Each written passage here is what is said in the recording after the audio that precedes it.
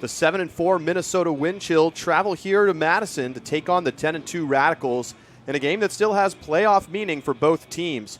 Minnesota still looking for their first win ever here in Breese Stevens Field. We'll see if they can pull it off next on AUDL Extra.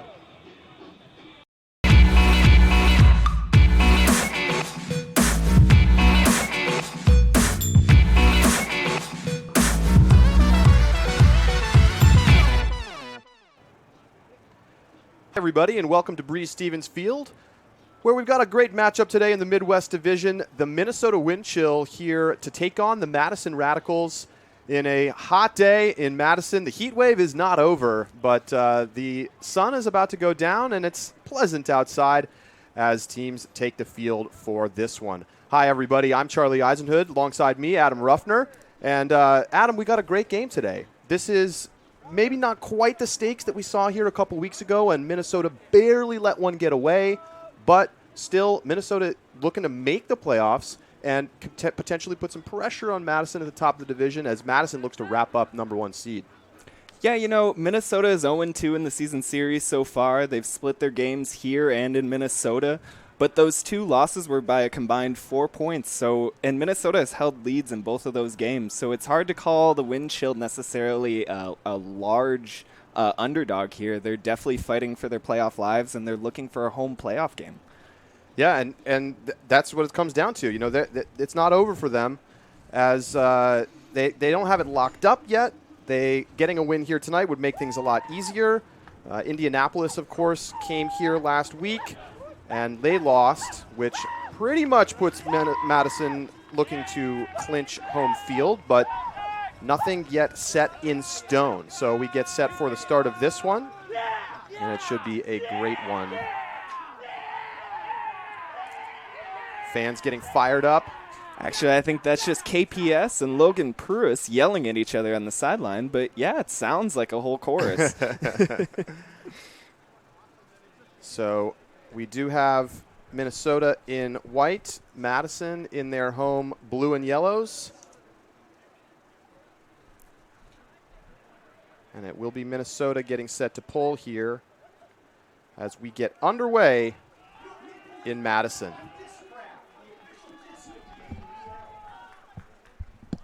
So the Radicals get things going on offense.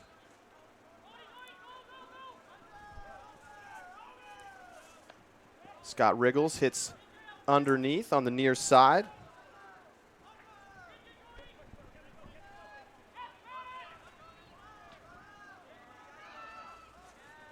Colin Camp, reset. Madison coming out with their bread and butter offensive look. Nothing flashy. Very slow, very patient. Just looking to punch in that first score and get first blood. Kevin Brown finds Camp.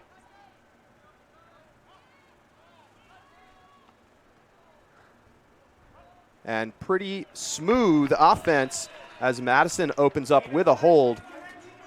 And that's exactly the way they want their offense to look all game. Yeah, you know, Madison's offense is not going to try and surprise you in any way. They're just going to kind of run it down your gut. They do a good job of using the width of the field, but they are not really going to engage deep space much. They're going to run a lot of their offense through Andrew Brown in that center handler position and complete a lot of very efficient, very short throws. And that's what we see there as Madison goes up 1-0. Minnesota here just a couple weeks ago looking like the better team for about 80% of the game, and then just wheels went off in the fourth quarter. What is it about this Madison home field that makes them so strong against Midwest teams? You know, I think it's a little bit of that little brother mindset that Minnesota brings in here. As far as a per individual talent level, Minnesota can match up with Madison, but it just seems like at the end of games, they begin to doubt themselves. Madison begins to sense that this is their space, and the narrative just kind of fulfills itself. There really isn't much to say other than to look at the final score and see that Minnesota hasn't won here in 5 years, 6 years. Josh Klain swings it off the line for Meckler. Wyatt Meckler, talented player out of the University of Minnesota. Meckler, long swing to Charles Weinberg. Now working up the sideline, Sam Bumstead, another University of Minnesota alum. Klain, inside forehand. He's got Meckler, and Minnesota's on the board. Very similar drive to Madison's. Not much in the way of flash, but very efficient, handler-centric offense. Meckler has done a fantastic job of integrating into this Minnesota team since he jumped aboard after his college season. He looks like he has the feel for the rhythm. And as you can see right here, Klain gets it, and Meckler just sort of pops into that space that Klain likes. Klain really likes those snappy flicks, and Meckler knows to be there for them. So all even early. Madison offense, which can be, at times, one of the best in the league, but it seems it comes and goes a little bit. And they've had to rely a little more on their D-line this year to kind of pull them out of holes and get them wins. But certainly 10-2, one of those losses coming to Raleigh. Very strong yet again here in the Midwest. And one of the adjustments this Madison team has made has been shifting Peter Graphy over from his kind of focal point role on the zone defense to now being more of a playmaker on offense. And that has definitely amped up this Madison offense as you see Pat now airing it out to Graphy. Graphy catches it in the red zone, not quite in the end zone, but finds the cutter moving through. It's Colin Camp. Madison up 2-1. And what was kind of the problem with Madison's offense at times is that it seemed to lack a playmaker, and putting Graphy on this offensive line has definitely given them that presence. They seem a little bit more easier taking those deep shots, as you see right here between Schreiwise and Graphy. And the offense just looks a little bit more comfortable. They seem a little bit more loose. They seem a little bit more in rhythm.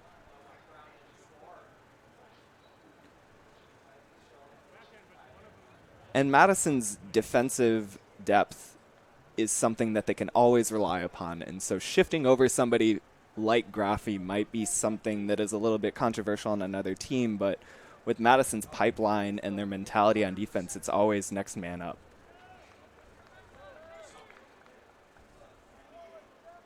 Deep pull from the Radicals, trailing towards the sideline and out of bounds. So the Windchill will take it from the brick mark. That's an out-of-bounds throw. Minnesota will resume play at the brick mark.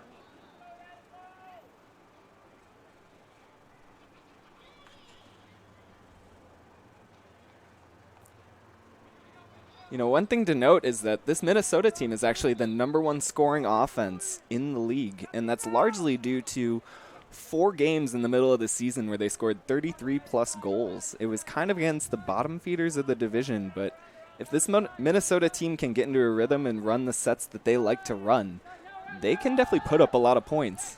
Weinberg looking deep, and it's caught just outside the end zone by Brian Vanuka. Drop back. Vanuka cutting across the front of the end zone, and he'll catch the score. Minnesota with another smooth hold. No turnovers yet in the game. And there you see some of that playmaking Minnesota is capable of. And Bevon is one of those players that was actually missing in the last Madison-Minnesota matchup. He is a downfield playmaker. He is an in-rhythm cutter, which means that if he gets that disc and he likes what he's seeing next, he will not hesitate to pull that trigger. And he is very, very good at finding his receivers downfield. And right there, you see him make an easy play downfield and then get open for an easy strike cut and a goal.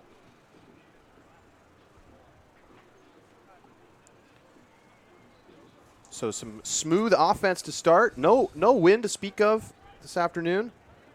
Really this evening. Now after 7 o'clock here in Madison. It's 4th of July weekend. It's just afternoon all the time. That's absolutely right. And I meant to comment on our open. You're rocking the Columbia jersey today. I know they took a tough loss in penalty kicks to England in the World Cup. But pulling my heartstrings. I hear you. I was pulling for Argentina. And, of course, the World Club Championships for Ultimate coming up. in Cincinnati, not too far here from Madison, and just over about a week and a half. Starts next weekend. Camp.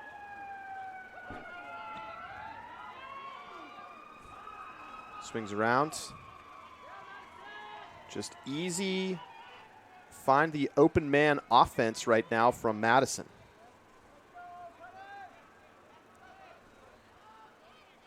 Camp finds Shrywise. That Shrywise into the middle.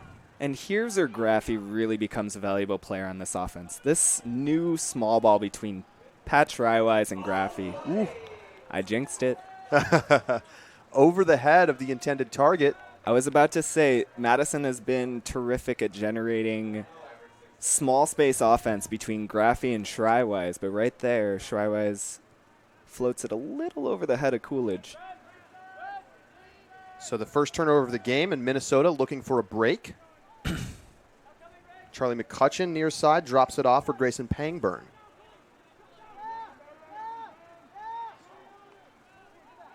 And this will be a telltale sign for Minnesota early in the game. They've had a little bit of trouble converting their turnover opportunities, and there we see another example of it. Just a flubbed swing pass from the Windchill. So Madison back now into the red zone. Graphy gets it into the end zone, and Madison retakes the lead. And there's that Graphy Shrywise small ball. It's kind of been the lockpick for Madison's struggles offensively these last few weeks. Whenever they get a little stuck on offense, they kind of engage Graphy and Shrywise in dominator sets and just let them do their thing. And right there you can see it's really hard to guard those two players in small spaces. Yeah, it's just two-man game. And pretty much any team is going to struggle to deal with isolation offense like that, but particularly when you're talking about players of the caliber of Graphy and Shrywise. And it's not to say that Minnesota doesn't have defenders that are capable of sticking on them. It's literally a task of how do I take away 3 feet of space.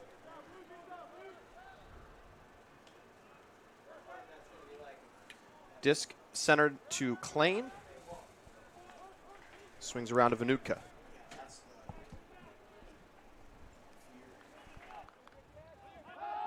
Deep shot. Looking for Ryan Osgar, and he's got it. Good defensive effort from Kevin Pettit-Scantling, but nice play from Osgar. He has been doing that for a while. The silky smooth efficiency of Ryan Osgar. That guy just makes plays. Coming into this game, he was tied for first in assists on the team with Josh Klain with 41. And a surprisingly low amount of 16 goals for him, but obviously he just added a big one there to his total. Tied up at 3.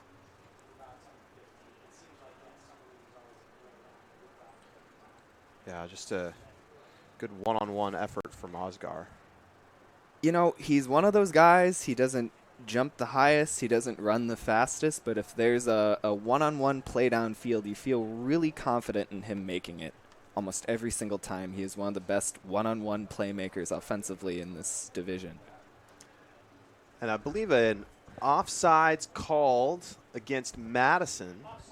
So Minnesota will get a shorter pull and get a chance to really get their defense down there. And this is an interesting pulling situation because you don't want to throw it out the back and negate your advantage if you're the Windchill. Absolutely. So a big high pull, and it will stay in bounds. That's a very good pull. That's excellent work from the Windchill and a chance to get their defenders down there. But Madison works right through it and gets into their offense. A light double team doesn't deter the Radicals. Now a backhand huck drops into the pocket. Big swing out wide and in, not quite into the end zone. Landed on the line. Dishes now. And Thomas Coolidge catches the score as Madison makes it look easy despite the offsides before the pull. A lot of by-the-book ultimates so far. You see Wiseman just sort of easily dish it in there to Coolidge. There isn't much to say about these Radical drives. They're just kind of trying to punch the clock and get this disc into the end zone.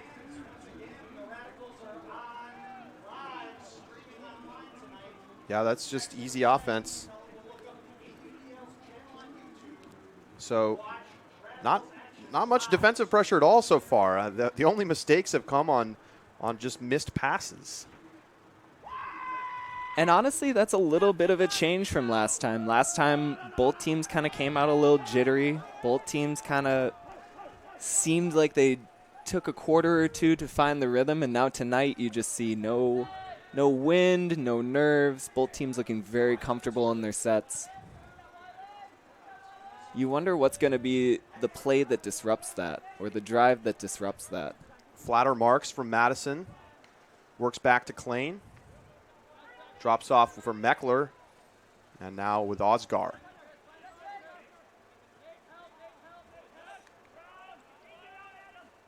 One matchup to watch here is the Josh Klein on Minnesota, their center handler, and Victor Luo. Victor has been on the team now 2 years and has really come on this season as kind of a shutdown handler defender. And last game, it very much presented itself in the fourth quarter where he kind of seemed to wear Klein down by the end. So it will be interesting to see if Klein can maybe find more opportunities this game. Osgar. Back to Klein. Well touched throw out for Vanutka. And Minnesota having to work a little harder than Madison, but smooth throw so far. Dangerous pass here, but caught by Vanutka. Another hammer. And drops it into the hands of Bumstead for the score. And again, Minnesota showing their offensive similarity to Madison. They're a very comfortable team with taking a number of passes, but finding that efficient score, finding that easy score. And here we see Bevon knowing he has a dump, knowing he can get rid of it, but knowing he can also execute that nice hammer throw for an easy assist to Sam Bumstead. Yeah, and I think part of the problem for Minnesota on that point was just good defensive pressure from Madison, but as they started to overload the strong side, the hammer becomes an option. They go hammer, hammer in for the score. And you bring up a great point about overloading. That is specifically a point in which you can really start to expose some of this Madison defensive pressure. They love intensity. They love aggressiveness. And if you can kind of spin that on them, you can sometimes find opportunity.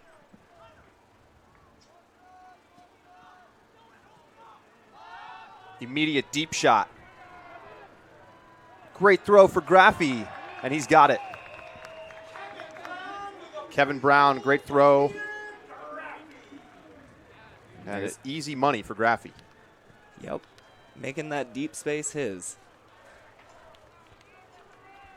And Kevin Brown is somebody who's struggled on and off with injuries the past few years, but when he's healthy and he has that flick huck working, he can be as good of a handler as anybody in this sport.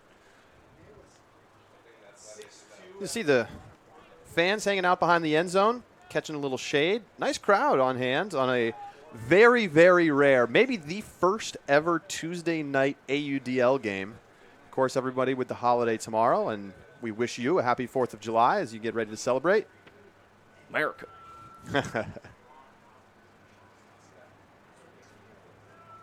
Pull goes up from Kyle Weigand.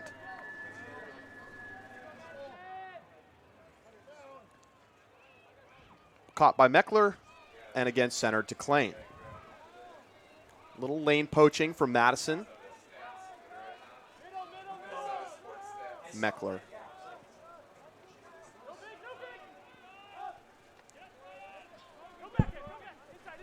Looking again to that backhand, dangerous Weinberg with that backhand, but looks it off and instead goes underneath for Bumstead.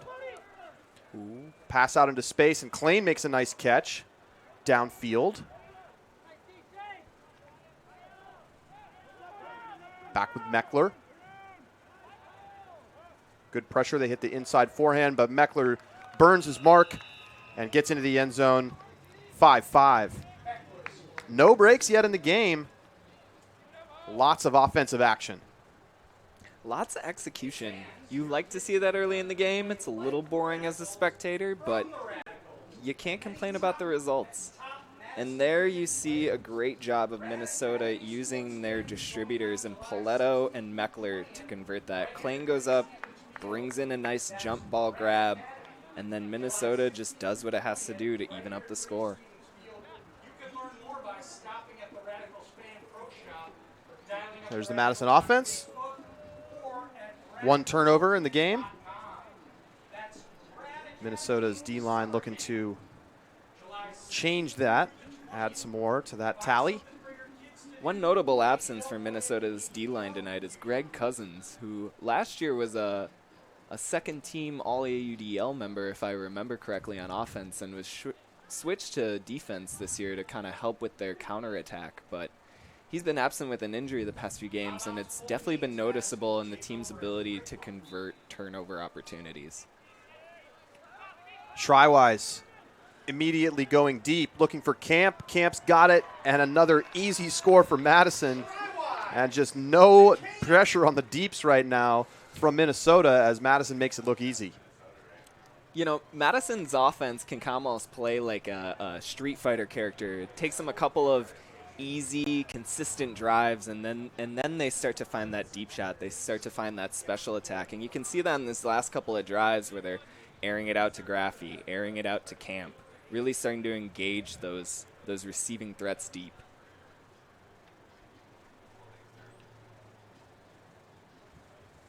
And, of course, the big question for Madison is not whether they get the #1 seed in the postseason in the Midwest. We expect that. Of course, with a win, they do clinch the #1 spot. Mm-hmm. It's really a question about what can they do in not only getting out of the Midwest, as we expect them to do as well, but once they get to championship weekend, if they get to championship weekend, which will be back here in Madison, can they do damage? And they have not really done much damage once they've gotten to that round that had to play against the top teams out of the other divisions. Any reason to think it'll be different this year, Adam? You know, that's a great question, and it is honestly impossible to answer given the data we already have. Madison's track record against interdivisional opponents has not been great to this point, and especially with that 8-goal loss at home to Raleigh where they just looked outmatched from the opening pull. You have to wonder what these kind of matchups do to build their confidence so that they can get to that next level when the games matter at the next level. Osgar finds Vanutka as Minnesota continues to grind out unders, but have a lot more of a difficult time as we see the tough reset. And it looked like a strip from up here, but no call from the referee, and it'll be Madison with a chance for a break. This is Minnesota's first O-line turnover. Madison attacking immediately to the back line. It drops in for Andrew Meshnick, and Madison gets the first break of the game. And there you can see where the aggressiveness of Madison pays off. There was no hesitation in waiting for that call. There was no hesitation in Meshnick continuing from the midpoint of the defense and streaking deep for that goal. Once Madison has those break opportunities, they seize them and they don't make a second thought about them.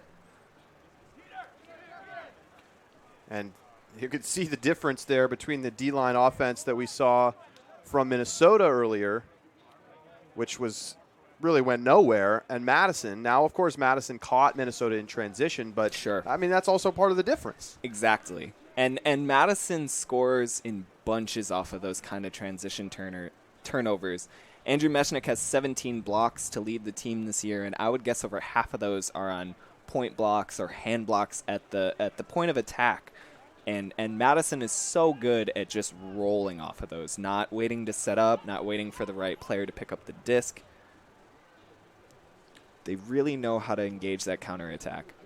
This pull lands out of bounds, so brick mark for the Windchill with just over 3 minutes to go here in the first quarter.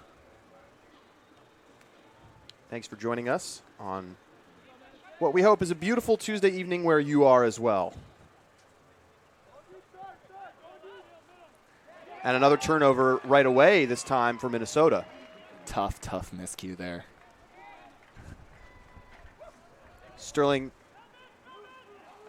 comes across now, back with Chase Marty. Excuse me, that's Victor Lowe. Kyle Wygant finds Graphy out there on a D point.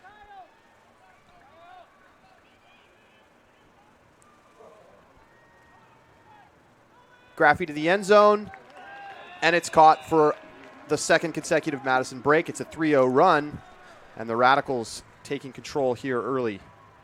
And as you can see again, no hesitation off the turn. There were probably about 5 to 7 passes before a normal stall count elapsed after Madison got that turnover. They were just looking to blitz, looking to get the disc to the open man and really punch it home and punch it in quickly. Just great motion back to the break side from the Radicals there. And Minnesota in a position that you do not want to be in Breeze Stevens, in an early hole. Exactly. This is another one of those test your metal points for Minnesota where it'll be telling how they respond on this point. Klain takes the centering pass.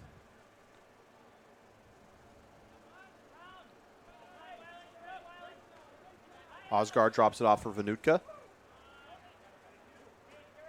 Minnesota generally comfortable working between the handlers. But notice lots of horizontal motion right now and not much vertical. Good pressure downfield from the Radicals. There they get some yardage as Osgar comes on a slashing cut. Oof. Bumstead looking deep, misses the target.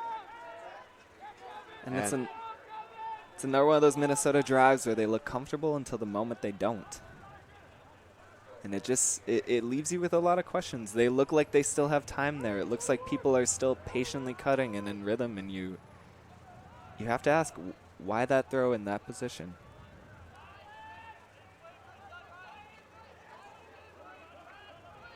So now a longer possession required for Madison if they want to score. Disc with Pettit Scantling.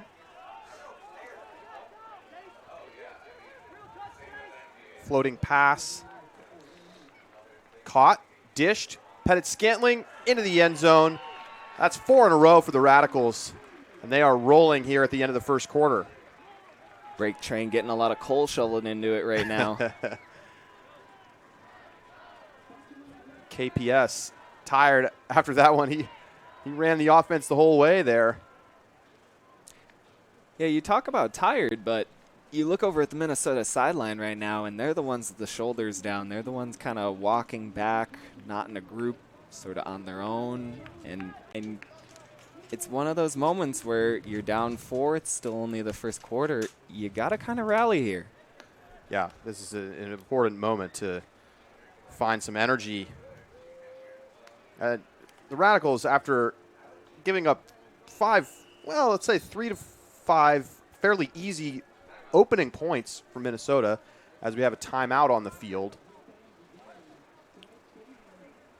Believe Minnesota took the timeout. Mm-hmm.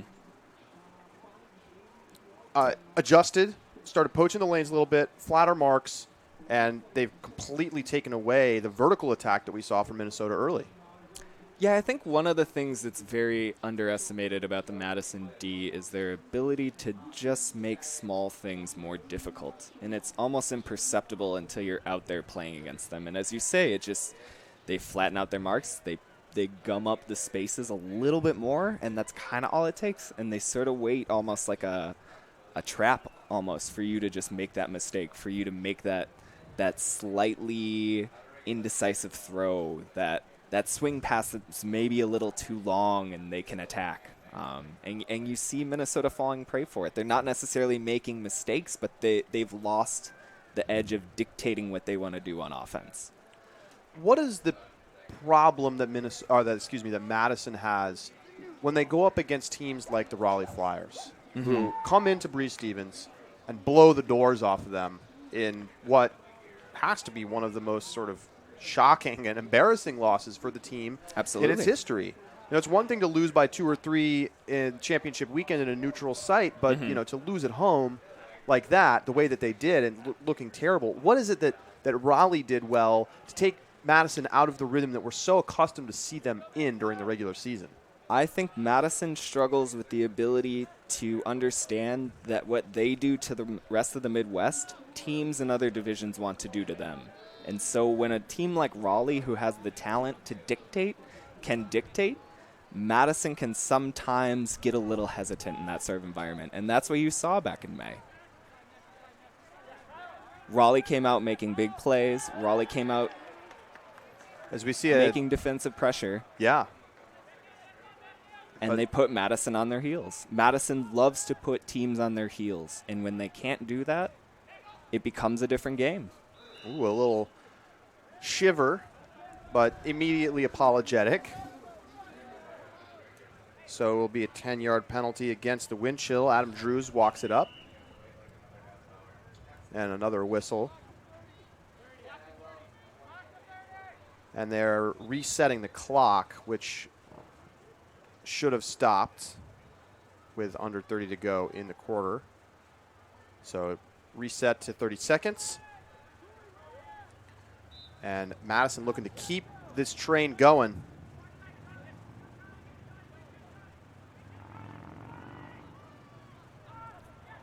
Ooh. And it's picked off. Little maybe just missed the didn't see the poached defender. So back with the Windchill. Tony Paletto puts up the forehand huck. A poacher deep, and it's easily knocked away. Even though it didn't connect, you like to see Minnesota at least test the deep space there. And looks like we're going to have another timeout. This time Madison wants to talk it over. Oh, the end of the quarter, indeed. Zeros on the clock. Can't hear the buzzer in here. So, of course, the teams head to the sideline. And that brings us to the end of the first quarter with the score 9-5 Madison. And really just an excellent end. I mean, obviously you want to see the last one go down there if you're Minnesota, but just strong finish. Madison doesn't get that last break, but they score 4 in a row to close out the quarter, 3 straight breaks, and in control here at home. Mm-hmm. And the thing here that Madison can sometimes fall susceptible to is taking their foot off the gas, relying on that home crowd, relying on the kind of precedent of Breeze Stevens. And if Minnesota gets in that huddle and they can get a little bit of energy, I know Coach Maroka is fantastic in her ability to kind of inspire this team. If they can find something there, I think Minnesota has a chance to get back into this at the beginning of the second. I think so, too. I mean, there's no reason. We've seen Minnesota match them many times, get breaks, get ahead in the game. And it's more feeling like their offense just isn't quite in sync today. And could they get there? Sure. It's not. I mean, they played 5 very good points to open the game before giving up the 3 breaks. So can they get back to that? Of course. And as you could kind of see in a contrast, both teams started off very similarly, those first 3 to 5 points. And where Madison kind of diverged was after they got their feet underneath them. They started taking those deep shots to Peter Graphy and Colin Camp and finding good success in opening up their offense. Contrastingly, you see Minnesota almost consolidate their offense, become more constricted, rely more on the swing passes, those kind of grinding points. And with playmakers like Ryan Osgar, like Bevon, I think Minnesota needs to open up their offense. Yeah, we can see them start to switch out some players, try a couple different things, move some players downfield. I thought they had some success at times getting Wyatt Meckler and even Josh Klain going downfield some as a way to get Madison on their heels, get players out of positions that they're comfortable being in. We'll see if they try a little bit more creativity here in the second quarter. Clayton can be a sneaky playmaker, especially in that red zone part of the field. He is terrific at going up line and kind of catching his defender a little bit flat-footed, expecting him to be the facilitator rather than the receiver. So you see the Minnesota O-line ready for the pull. And there it is from Madison. Clock will start on the catch of the pull. Klain this time centering it up, so already a little bit of a difference as we see Tony Paletto take the centering pass. Paletto wide swing to Osgar.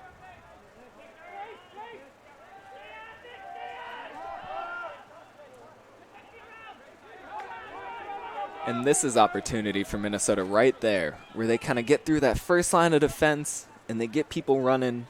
I think that's where they need to take some of those opportunities. And that's where they just haven't had those continuation cuts available. Exactly. And you can see the players looking upfield as we watch Brian Vanuka look upfield. And he's got Wyatt Meckler for a goal. So a good start to the second quarter for the Windchill. But it's those times it feels like the offense just not quite in rhythm because they get it into the hands of a cutter downfield who looks up and there's no cutter. Mm-hmm. Yeah, Madison seems to be doing a very good job at limiting those continuation looks. When Ryan Osgar and Bevon get the disc, they're not finding that in-rhythm look. They're not finding that easy continuation. They kind of have to pump fake it for a second. Even there, you can see it. Bevon caught the disc under, he looked upfield immediately, and he had to pump fake it twice before Meckler even appeared. If Minnesota can get that down to what they like, where they have their initiating cutter coming under and immediately engaging another throw, I really think they can get back into this game. 9-6, Madison leads. Pull from the Windchill. Shallow pull, got caught up a little too high in the air. So Shrywise will pick up about 25, 30 yards in front of the end zone.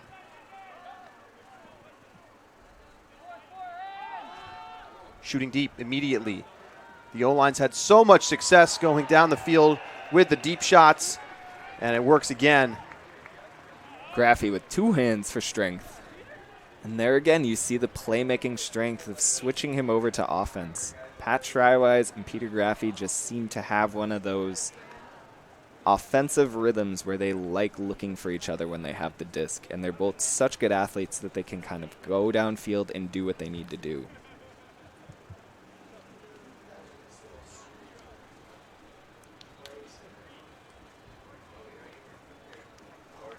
Take another look. Nicely stepping into the throw.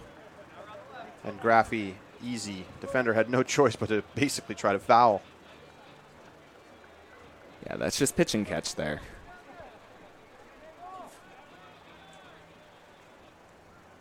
Minnesota's got to find a way to get Madison out of that rhythm offensively. They've been in it for a while, and it doesn't really seem like they're going to get out of it on their own accord. They try a near side stack, something they haven't showed much yet. And good flow to midfield. Paletto tries to go with an inside forehand, but it's knocked down. Good heads-up defense from KPS and Boscher.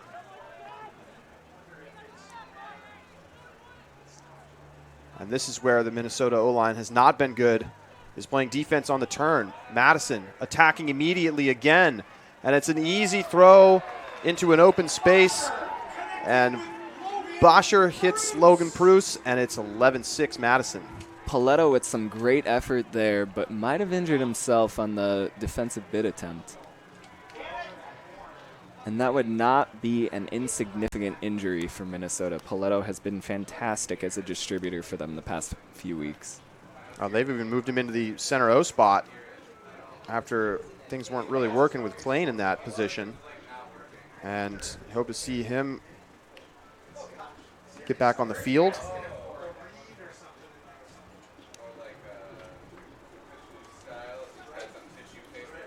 Sun starting to dip down in the sky here in Madison.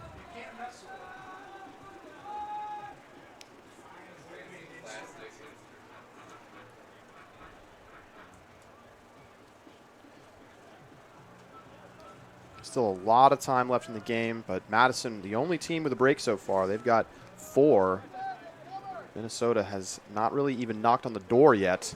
And here Madison's running its defensive line offense, seeing if it can jumpstart some kind of scoring rhythm.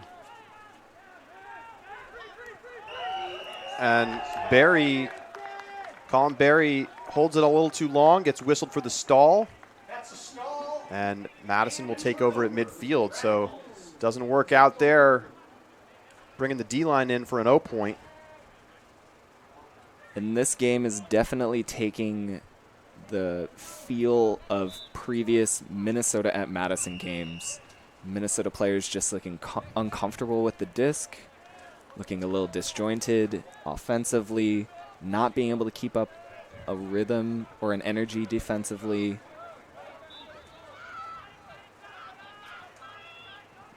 After the 10-yard penalty, Madison puts it back into play. Deep shot from Meshnik. Lots of players underneath, and it's an easy catch for the Radicals. It's Chris Weiland on the catch, and there we see another smooth score for this D-line. Madison just untouchable right now. Victor Luo hits Sterling Kanaki, and it's 12-6.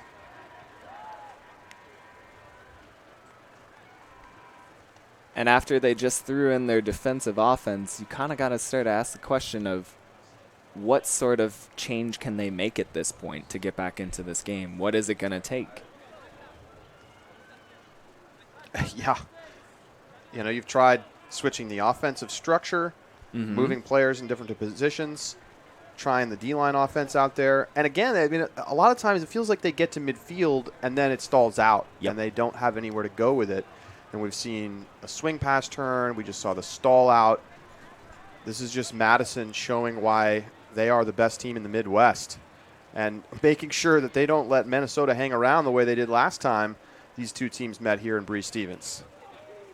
Well, in talking with a couple players and with Radicals coach Tim DeBile, ever since they lost to Indianapolis a couple weeks ago, Madison is sort of on a pride tear right now in the Midwest. They don't want other teams to believe that they can compete with them. They kind of want to put everyone in the dirt. Weinberg with the wide swing to Osgar. And you saw that last Saturday when they defeated Indy by 9, and then again here tonight. Osgar shoots it deep. Ooh. Nice stab. That's Vogt. Nick Vogt. Playing for the first time in a while. Has he played yet this season? I don't believe so. So playing here in Madison for the first time after a great college season with the University of Wisconsin. Showing up for the opposing team at his hometown venue. That's right. I'm sure he has some fans in the stands who don't know what to do right now. They like the score there because Madison's up by 5. You're happy to see him get some goals. It's a very comfortable cheer there if you're a Minnesota fan. You know, and even though it is his first game this season, Vogt is one of those guys who could definitely make an impact on this game. A very good downfield playmaker, young, confident, and again, playing in front of a city and a crowd he knows. Camp hits the swing to Ben Nelson. Now underneath with Coolidge. Graphy flashes the hammer, doesn't throw it. Instead, backhand to Scott Wriggles.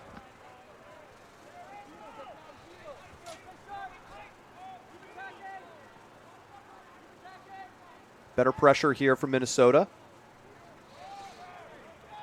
But not enough. Madison, another score.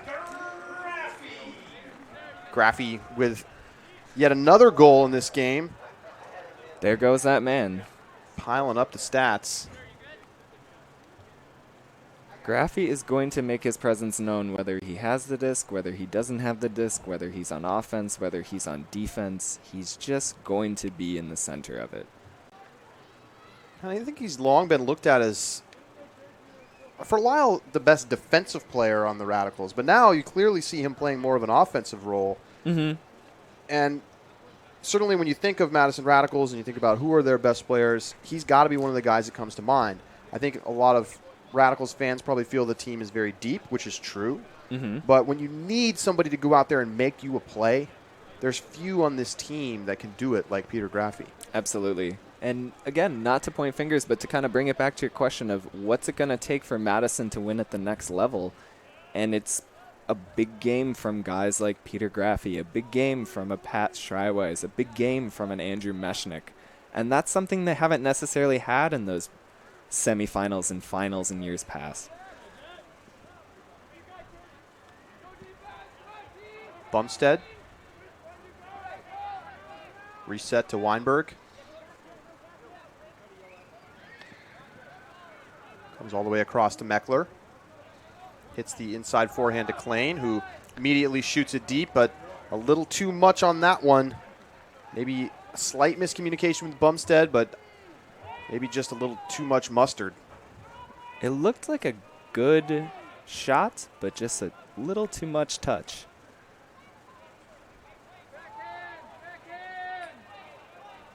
And again, like you say, it's that second half of the field for Minnesota that just seems to be their downfall. They get it to the scoring half of the field, and they just can't seem to punch it in. Just a monstrous huck downfield to Kanaki. And another dish and another score. Madison pouring it on. And I think that point, it does a good job illustrating the mental fatigue that's kind of taking place right now. Minnesota just executed for about 20 throws, making the right decisions, getting the disc into the right hands, and then on the very last throw, a turn. Madison picks up the disc, and 3 throws later, they have a break score.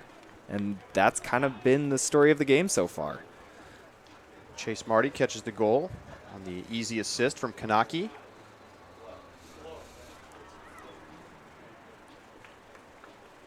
And this Minnesota offense has been sputtering. And I feel like this game says a little more to me so far about Madison than Minnesota. This is not quite a full-strength Minnesota team. But this is what you expect to see from Madison, and that we haven't seen much this season. We haven't seen them dominate the teams in their division like this until they played Indianapolis last week, crushed them, and they're up 7 here against Minnesota, who still does not have a break. But how does this translate? This is a great win. This is a clinching victory if they keep it. But the number 1 seed in the Midwest is no longer enough for the Radicals or their fans. Wide throw. Works. The quickest offensive point in a while for Minnesota. Christian Johnson with the score. They need about 5 more of those in a row. Nice, simple, easy drives. Taking the open throw. Taking the space that's given to you. Colin Berry with a nice throw there.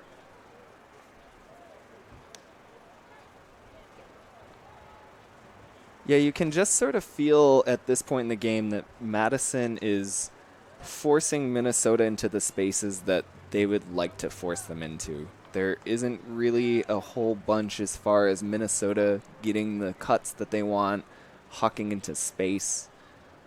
You just sort of feel that they are slowly shifting to a sideline, and that's exactly where Madison wants them to be, to throw on traps, to start mucking up their throwing lanes, and to eventually force a turn.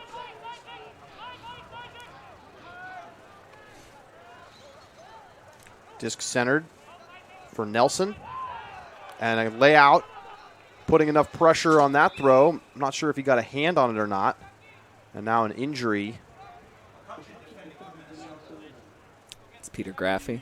Graphy going to take a substitution here. It'll be Coolidge coming on for him to play defense after Charlie McCutcheon got the layout.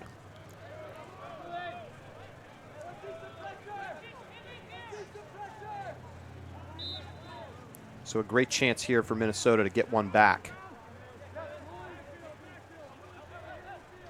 I like Minnesota's verve on this end zone set. They're coming out with a little bit more pace than they have in the past on these break opportunities. Ben Feldman. And if there's a McCutcheon. guy on Minnesota that's going to get the fire started, it's Charlie McCutcheon. Inside forehand. DeClerc to the end zone, and Minnesota finally gets a break. They cut the deficit to 5, and a little life on the Windchill sidelines. You know, I don't want to overstate this, but that was big for the Windchill. You can see a little bit of a spring in all of their step now. They finally got that break. They finally cut down on that lead a little bit defensively. And now they can get a little bit of momentum. They can get a little bit of that fire like I was talking about. And maybe they can put a couple more on the board before it gets to half.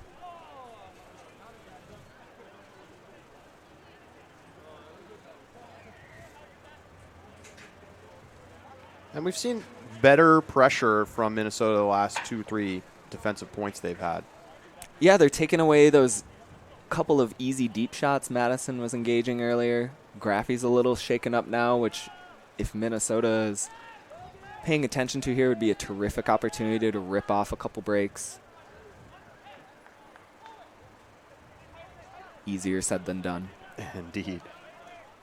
Zone look from the Windchill. And you like to see that. You like to see them continue to vary those looks.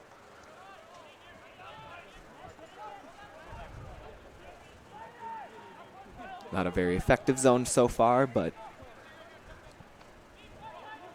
Making the Radicals think a little bit. Chris Weiland ahead for Drews.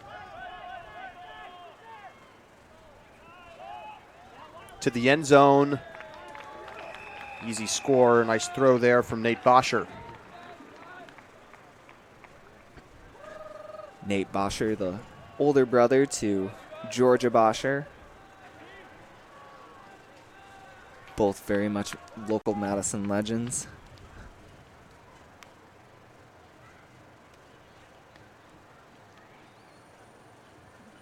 And that's just how you practice it. Swinging it back and forth, waiting for that open side cut on the break side. Easy X's and O's.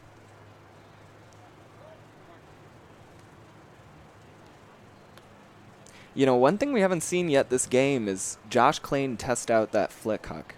He is one of the best flick hucks in the division, if not the league, if not the sport. And Minnesota can sometimes keep that holstered. And in a game where you're down 6, you begin to wonder why. Time to start taking some chances. We haven't really seen them test Madison in one-on-one deep situations very much. Exactly. And with Graphy not necessarily patrolling that deep space anymore, you have to wonder a little bit who Minnesota is afraid of in those one-on-one matchups. Meckler double-teamed, but finds Paletto. Obviously, you don't want to be putting up a bunch of jump balls on every drive, but again, when the situation calls for it, sometimes you got to let shooters shoot. Weinberg collects from Klain. Klain trying to get free on the reset, not there, but Paletto fills nicely. Vanutka thinks hammer.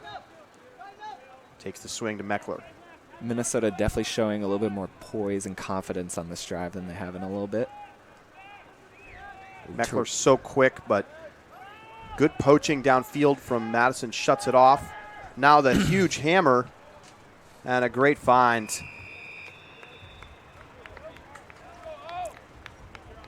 Paletto finding Vanutka there over the top. That's a good drive for the Windchill.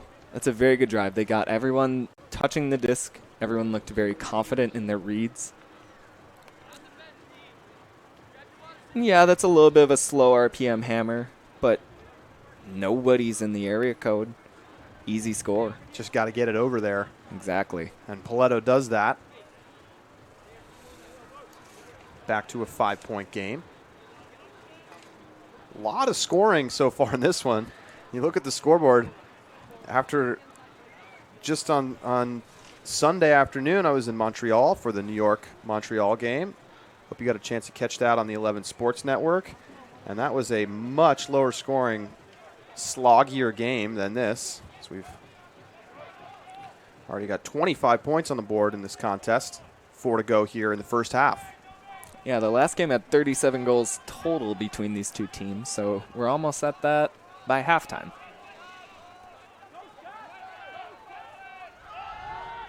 Graphy looking deep. Coverage there. Tipped away. Isaac Leonard with the block for Minnesota. You know, that's a great underrated heads-up play by Leonard. That is not his guy. He's sort of just hustling back, trying to be in the right space, and he gets a good hustle block there. Now let's see what the Windchill can do with it. Going to have to go the full distance. Dangerous pass, picked off. Is he in? Not quite a Callahan. But on the goal line now, Graphy gets back the mistake.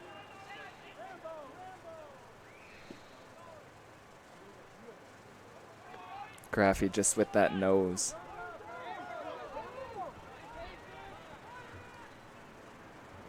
And a drop. Minnesota gifted another opportunity here. Coolidge can't hang on as he may be looking down at the line, trying to keep his feet in bounds, and it gives it back to the Windchill. It cannot be understated how important it is to keep within 3 goals of this Madison team. And another big block, and this time it's Coolidge getting the disc back. So both players make a turnover, immediately get it back for Minnesota, or for Madison, excuse me, and Madison will march it in for the score. No pivot assist there from Ben Nelson to Graphy. So 2 turns, but some nice defense from the Radicals to get it back. And there's one of those points where you wonder, where would the Windchill be at with Greg Cousins? He is a terrific offensive player. He's been very good on their defensive line so far this season, and with him absent, you can just see a little bit of the hesitation on the counterattack that makes all of the difference. See Coolidge covering in the reset space. Just keeps his head on a swivel, shoots the lane, layout block. A little bit of congestion there for Minnesota. Didn't really look like they knew where they wanted the disc to go with that first throw.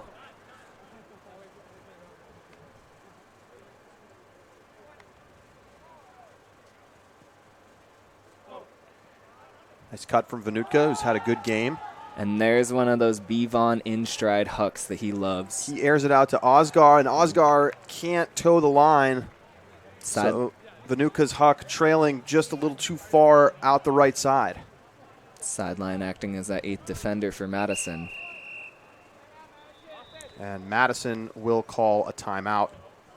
Their first here in the first half. That is a turnover. That's tough for Minnesota, but that is definitely one of those looks that they like, and it's one of the first ones you've seen in this first half. You had Bevon cutting under in rhythm, and you had him immediately gauging that deep space to their primary cutter in Osgar, and it didn't work out in the result, but you gotta like them at least getting to the part of the offense that they like to execute. And everything about that is right except the final execution of the throw. And that's just the story of Minnesota Bree Stevens. Yeah. It feels kind of like step 1, throw disc. Step 2, question marks. Step 3, fall into this hole again against Madison. Right. Where, on a point-by-point basis, you look at these two teams and you say, these are fairly evenly matched teams. And then you look at the scoreboard and you see it's a 6-point differential, and it's a bit of a head-scratcher. Other than just Madison executes here and Minnesota simply does not. Let's take a moment during this timeout. Just take a look at the standings in the Midwest. You can see Minnesota in the 3rd spot.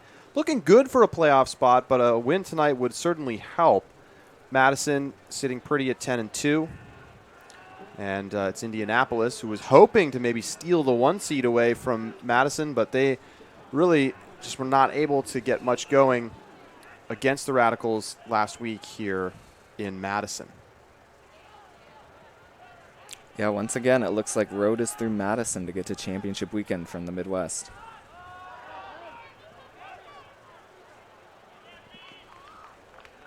Huck does not work out. Back to the Windchill.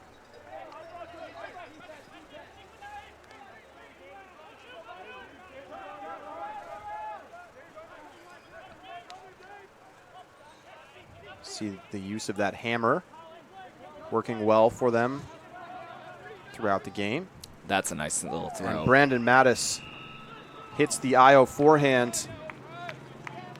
And a nice look for Colin Berry as Minnesota gets back within 5.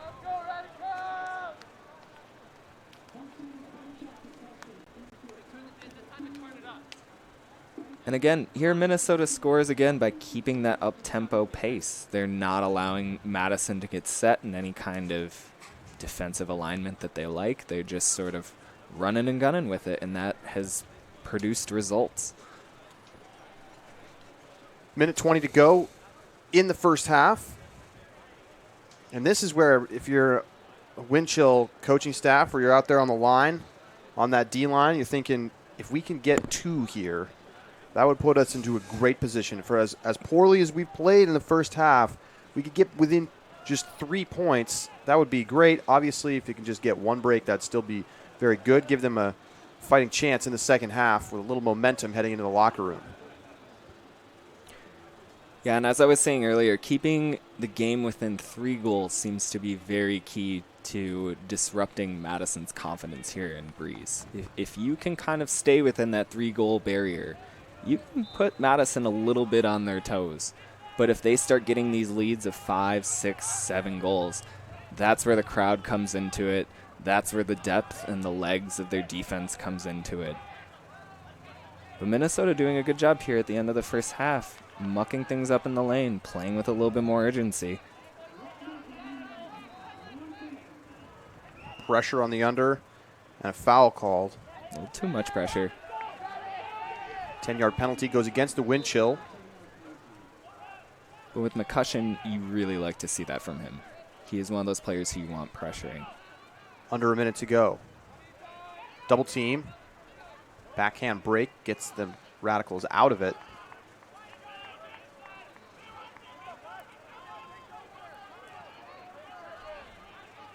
Great defense there from Cody Wood from Minnesota. And a whistle and a stall called. That was a coverage sack by Cody Wood. Number 21 on Minnesota. Ooh, and we've got Victor Luo down for Madison. He got the disc after the stall, but he landed funny on that knee.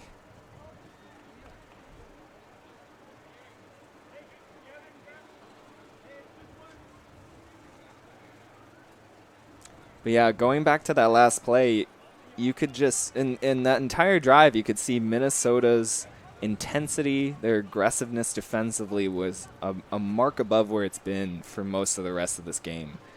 And Cody Wood, right there at the end, just decided, I am not allowing my man to get the disc. And he shut them down, and it led to a stall.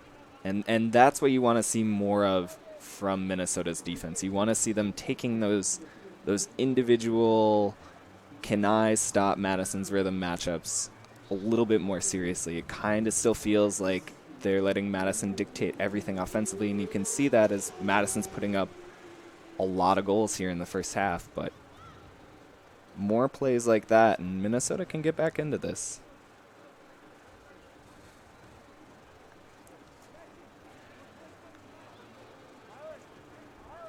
So Luo getting worked on by the training staff. Looks like they're going to help him to his feet, and looks like he's able to at least put weight on that right leg. Always a good sign.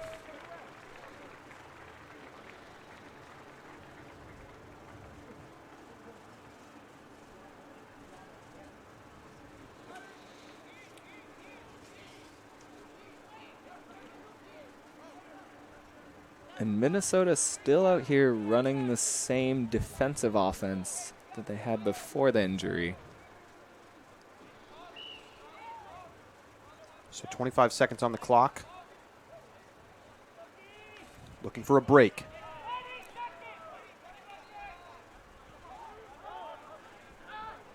KPS not quite able to catch up to that one. And a pass is deflected, but then caught. But a whistle, and it was a turnover, so Turnover. a little bit of a strange moment there as DeClercq just tried to play through it, even though that disc was definitely down. And some frustration from the Radicals players on the field calling him out for trying to play a dead disc.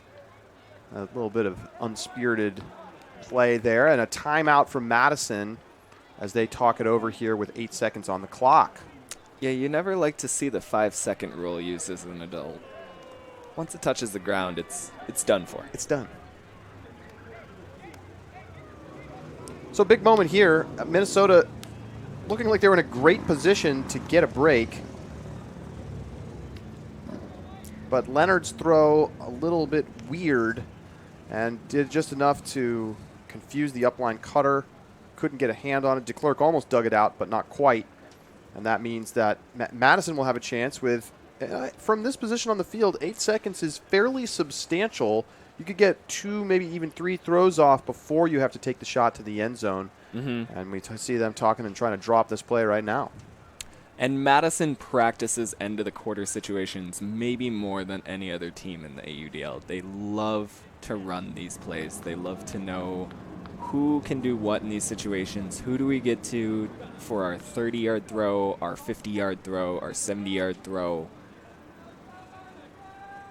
This is one of those teams, this is one of those situations that Madison kind of prides itself in, where they always seem to get that one extra score in at the end.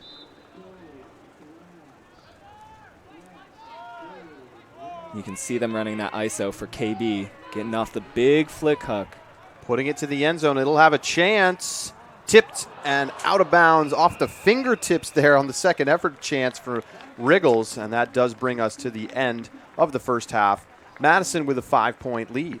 And although Madison was looking like they were in total control, especially there at the end of the first quarter, beginning of the second, Minnesota stabilized the game. Mm-hmm. Got a break back, and they're not out of the contest right now. Mm-hmm. Yeah, I feel like for as well as Madison played in that first half and the fact that they're up 5 goals, you can still very much say Minnesota left points out there in the field. And if they just tighten up a little bit and get a few more of those short field, just get the disc into the end zone execution type plays under their belt, they'll be right back in this game. So our halftime score, Madison 16, Minnesota 11. We're going to take a break, show you the top 10 plays from around the league in Week 13. This has just got to be one of the best top 10s in the AUDL all season, if not maybe all time. The myriad of plays. I mean, you've got greatest, you've got 2 different Callahans, you've got double layouts, a buzzer beater. It's nuts. Enjoy. We'll be back in just a little bit to talk about this upcoming second half.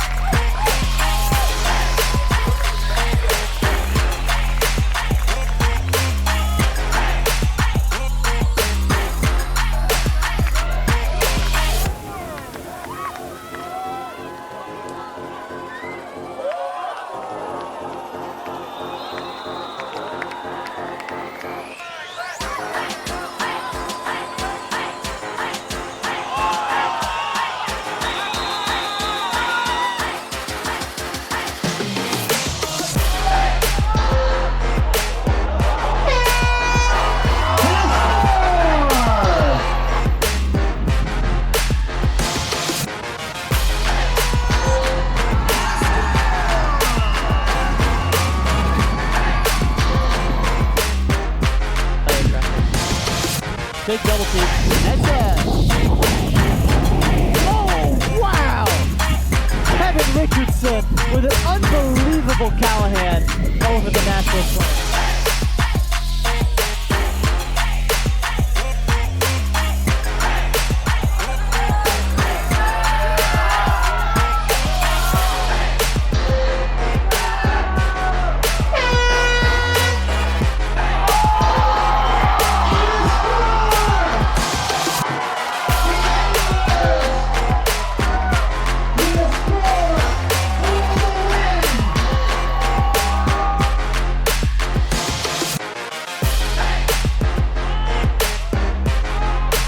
Knockdown field goal! Can he get there? And Leonardo with a fantastic catch for the score!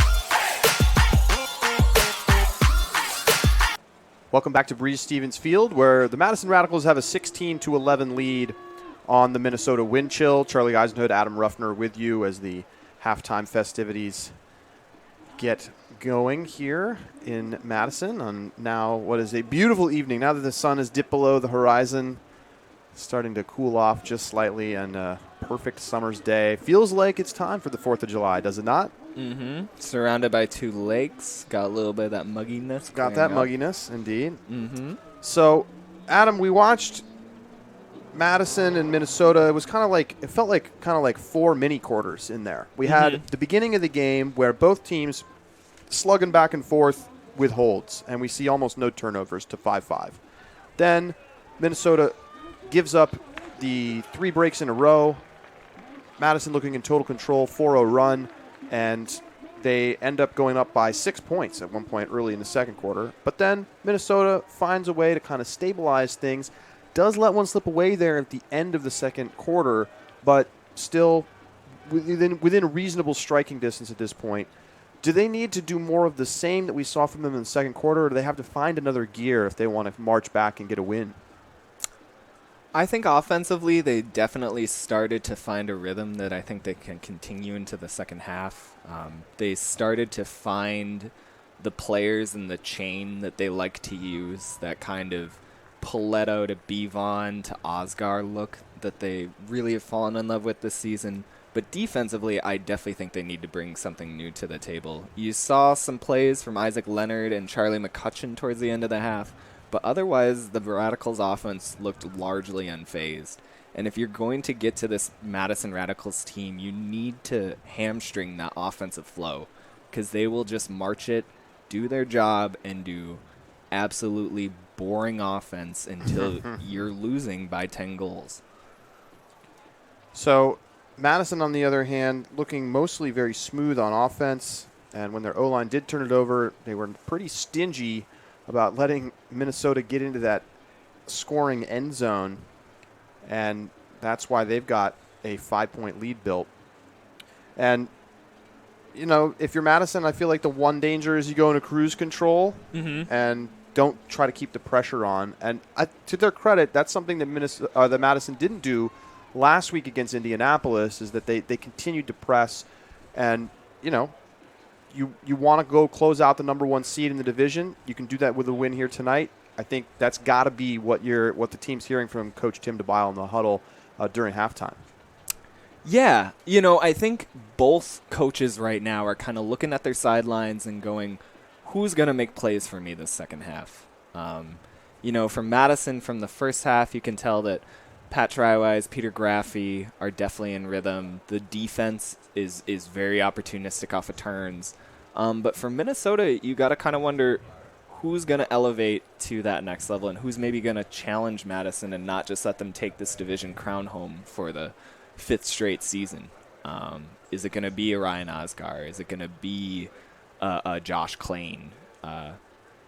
Who is it from Minnesota that's going to kind of step up and match some of the playmaking that we've seen from Madison in this first half? Well, we'll find out next. We'll bring you second half action in just a moment. Until then, here's the Sizzle Reel from 2017.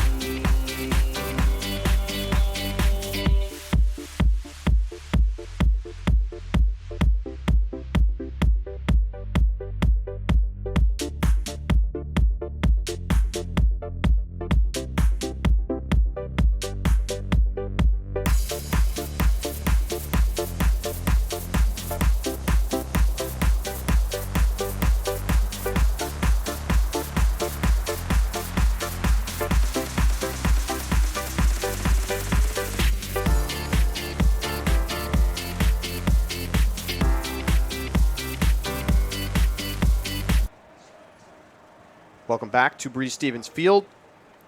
Madison leading Minnesota 16-11 here at the half. And it's been a strong up and down performance from the Radicals, showing off both the offensive versatility that they have as well as the ability for their defense to create not only chances but put the disc into the end zone with some serious efficiency. I think that's probably the most notable thing we saw in the first half was the Madison D-line scoring most of their chances on one possession.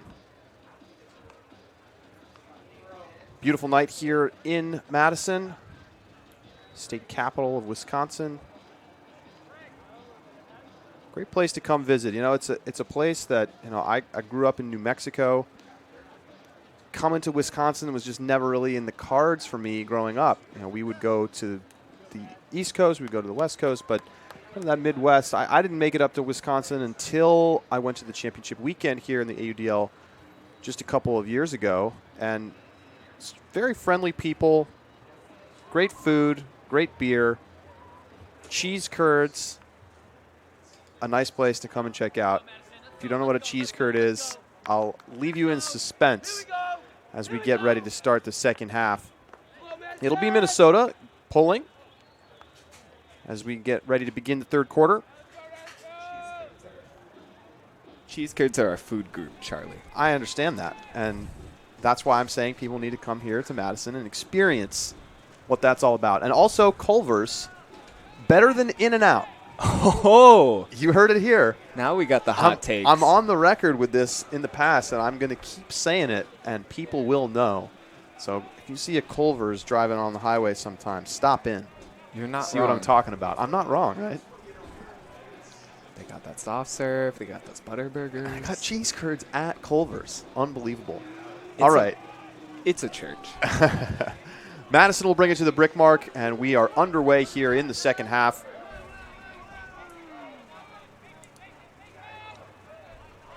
Graphy looking deep straight away. Terrific team defense there from Minnesota. My Yeah. goodness. 3 defenders down on the other side starting to adjust to that Madison deep attack. Credit to Grayson Pangburn for putting on the afterburners and just getting in there. Didn't get the D on the stat sheet, but those are the kind of plays that swing momentum.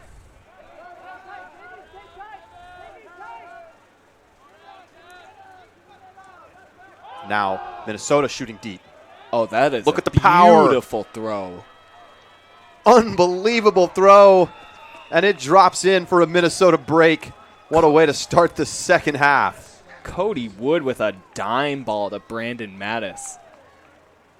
He had that terrific shutdown coverage at the end of the first half and then comes out into the second half just gunning. Look at this throw. That is 65, 70 yards on a dime. And that's exactly what you want to see from Minnesota to open the second half. No holds barred, getting that disc into the end zone, letting your players run. Credit to Coach Maroka for setting the tone early coming out of half. I've spoken with a couple Windchill players over the past few weeks, and they are all pretty speechless about Maroka's ability to go into halftime and give them the right idea to chew on. And such an important skill as a head coach. Often talks a lot when you think about coaches in the AUDL, X's and O's, what does the strategy look like on the field? But sometimes being able to say the right thing can have just as much, if not more, of an effect. Graphy to the sideline. Bosher thinks about going downfield, but hits the reset. Clever elevator backhand from Graphy, and now a whistle. 10-yard penalty on the contact in the stack. Drews drops it off for Graphy. Drews, who's been in Korea until the last few weeks, basically jumped off a plane and into practice. Probably a backhand force here from the Windchill. Pass into coverage, hauled in. Kyle Wigan climbs the ladder. And there's your trust throw.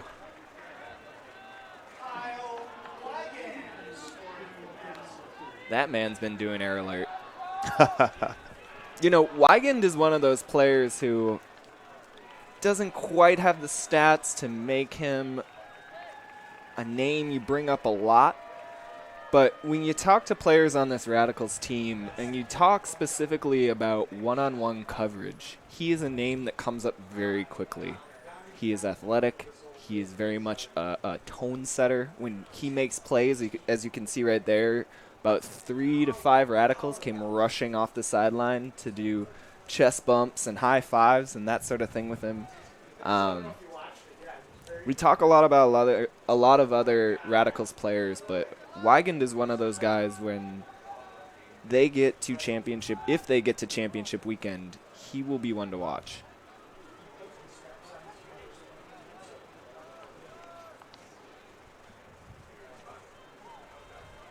Josh Klein working in the backfield for the Windchill.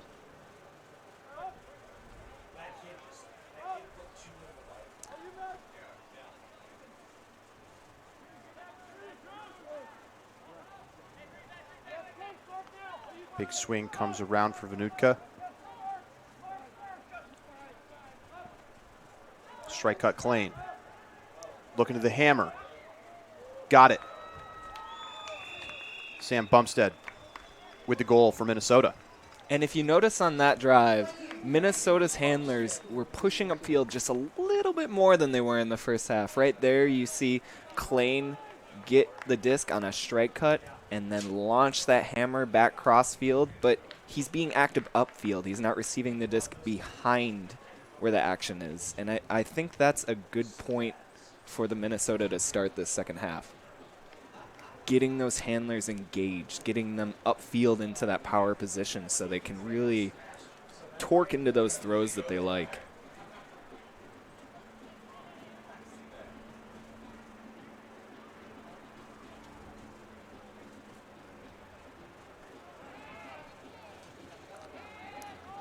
4-point game.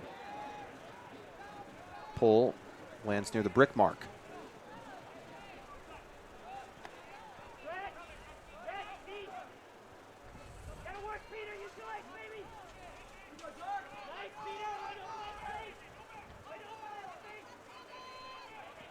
Smooth offense from the Windchill. Graphy centers up to Camp.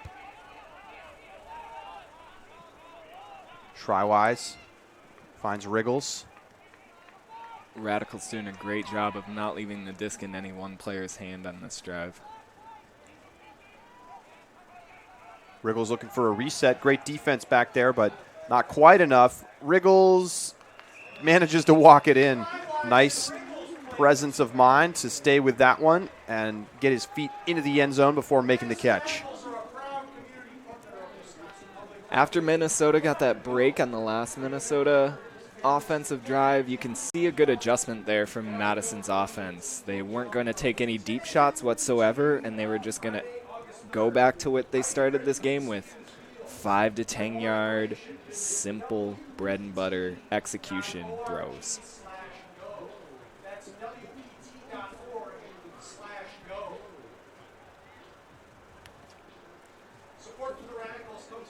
5-point game now. Minnesota getting the break to start the third quarter, but all hold since then. Minnesota's offense awaiting the pull.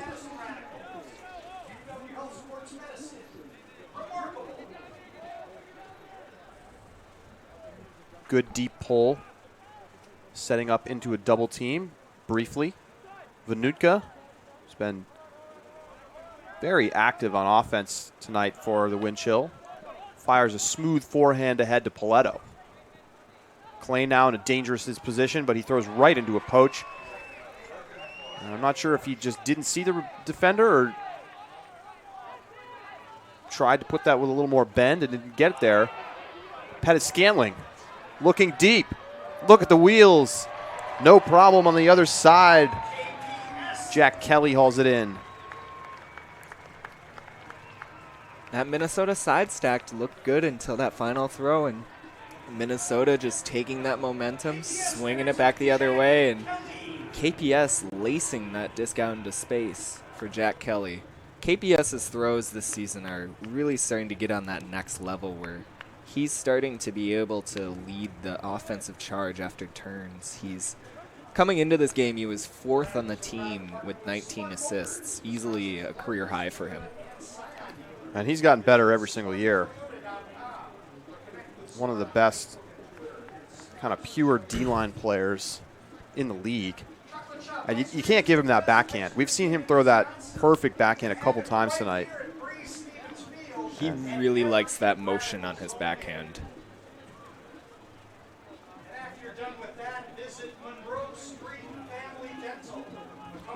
Wygand with the pull for the Radicals.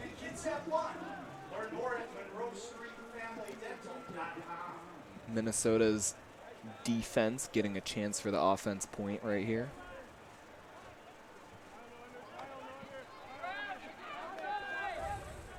Into space, and what a play. And Ben Feldman thinks he should have gotten the foul call, and he gets it. Chase Marty came around and looked like he snatched that one away from Feldman before Feldman could make the catch, but there was a little contact, and I think Feldman's honestly lucky to get the call there from the referees. He was a little too casual, and Marty almost made him pay. Feldman with the nice backhand break, and Minnesota with the score. Oh, travel. He's rung up on a travel, maybe a very late whistle.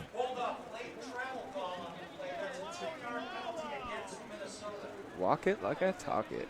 So Feldman has to march it back 10 yards, and this time he'll just go to the reset.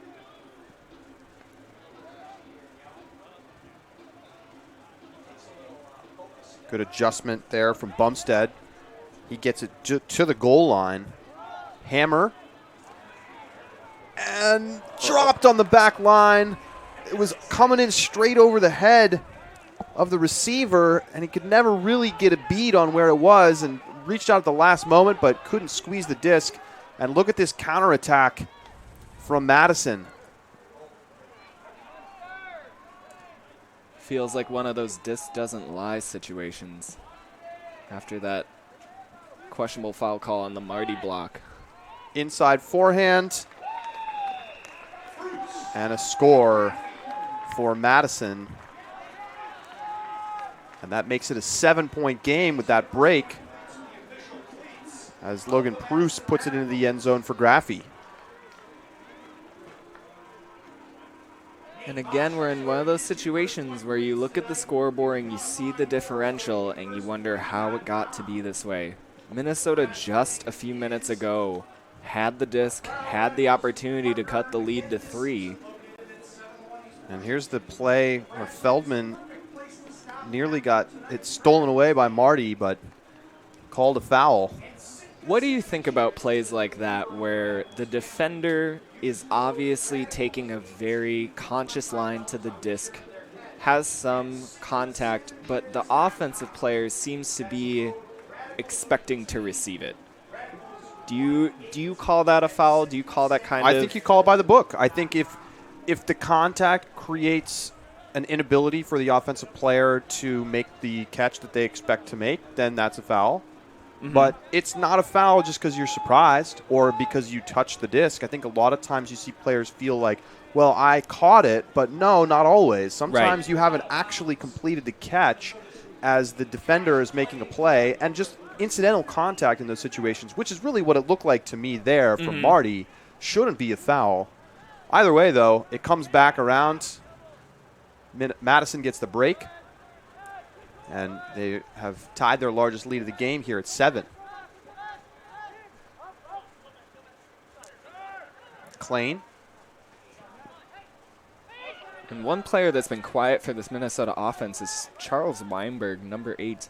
Came into this game with tied for the team lead with 35 goals, and I believe he's scoreless to this point in the game. Osgar. In a high stall situation, manages to find Klein, and a very late whistle. Yet again, I mean, the late whistles here. Yeah, you can see the Minnesota's frustration on the players' faces.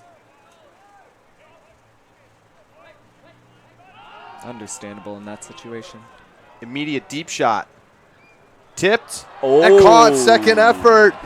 Chris Weiland. That's that hustle play. Weiland taking the contact, staying with the play. Take another look. Bosher just putting it up to space, knowing his receiver's going to go get it. And Weiland with a little bit of lack of focus on that first read, but then coming through in the clutch there to bring in the goal and the 8-goal lead.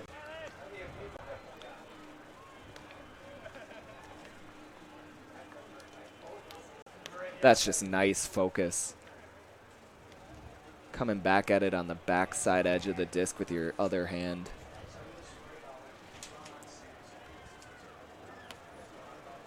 It's another break for the Radicals. 21-13, largest lead of the game.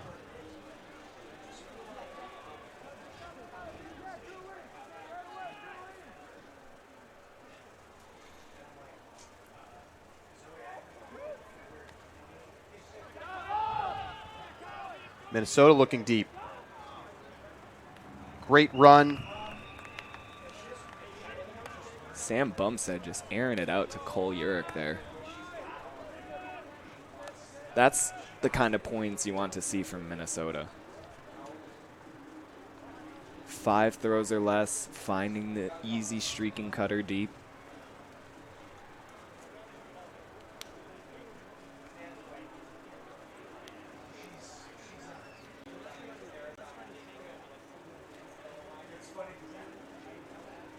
Smooth backhand. Finds Jurek. Minnesota having good opening sequences to their drive. They're getting that disc. They're running a side stack and clearing out so that their first cut gets that nice isolation space to himself. As you can see there, Bumstead just has space to rip into. If Minnesota can keep creating opportunities like that, they'll hang around.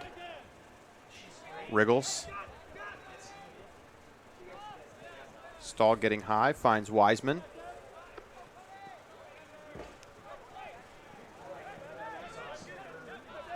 Kevin Brown. Scuber out of the double team on the money to Wiseman. And now Madison off to the races, and Wriggles with the goal. That's just a tough break there for Minnesota. They were trying to trap. They felt like they were getting Minnesota into a high stall count situation, and bailout throw just finds the wide open guy.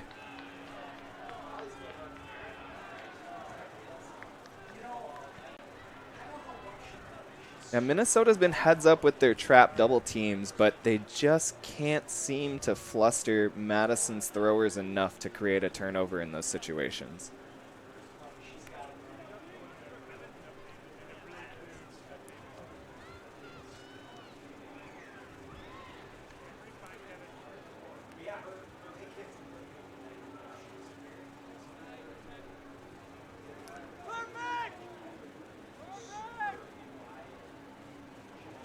KPS here with the pull. And Minnesota's normal offense getting ready to pick up the disc. Leto will bring it to the brick mark.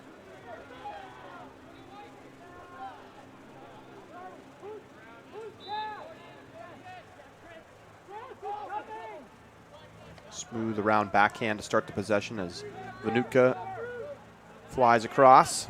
Oh. And the pass just a bit too high for Paletto. It tips off of his fingertips. Drews will pick up for Madison.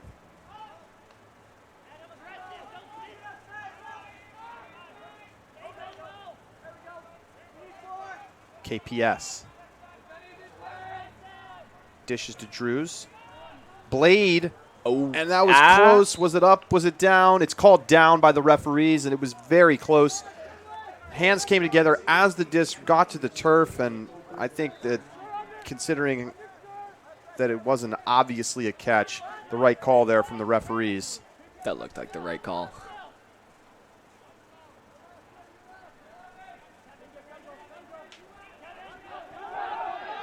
Big forehand. Osgar one-on-one with KPS, Who's and that? Osgar wins it. Wow. Osgar once again showing he is just good one-on-one in that deep space. And KPS and Osgar are maybe having some words, as KPS says, you're not within 10 yards, so you don't get to take it to the middle. And he's right. Osgar checks in. And where's Minnesota's urgency in this goal line? There you go. They work it through, and they cut the deficit to 7. Under 3.5 to go here in the third quarter. Minnesota's biggest roadblock still appears to be mental more than anything. I mean, right there, they're 3 yards out from the end zone, and it took 5 stalls for a cut to initiate. If you're Minnesota, you want to start demanding that disc, I think. I think every player needs to go out on that line thinking, I'm catching this goal, I'm getting this block. Is that up or down? Looks pretty down. No dispute from Jack Kelly there. Chicago Wildfire. Then, of course, we're talking AUDL playoffs. And here's a look at the Osgar catch over KPS. Two great players going at it, and Osgar just wins the battle. You know, his focus, timing, and hands on those one-on-one receiving opportunities.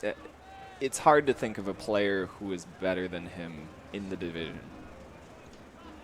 Obviously, players like Graphy, like Kirk Gibson on Chicago certainly come to mind, but Osgar has shown repeatedly that he can win those, even against Madison's top defender. Wiseman just airs it out to Shrywise. Can he keep it in the back? Yes.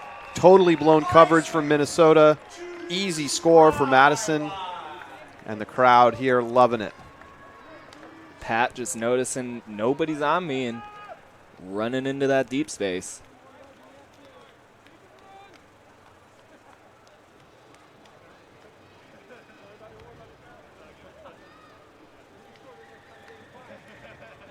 as you can see here.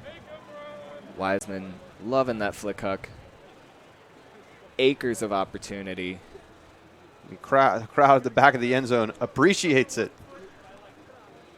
Schreiweiss kind of turning his head there at the side saying, huh, that was easy.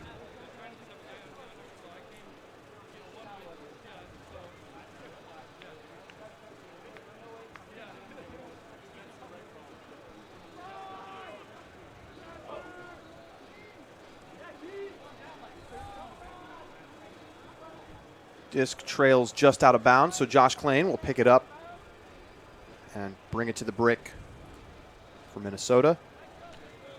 So coming into this game, Minnesota was the #1 scoring offense in the league at around 27 goals per game. But in both their matchups against Minnesota, they failed to score 20 goals. And it's starting to look like that might happen again here too.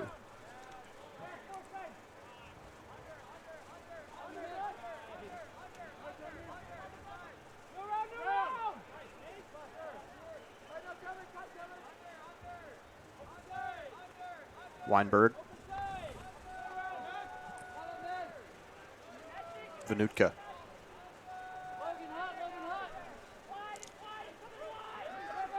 KPS intercepts for Madison, immediately stepping into the backhand. And score. Wygand gets the goal. Madison pouring it on. Now up by 9. A real heads-up trap defense there from Madison. And then KPS just swooping in from the backside, putting up another trust throw to Wygand. Wygand obliging.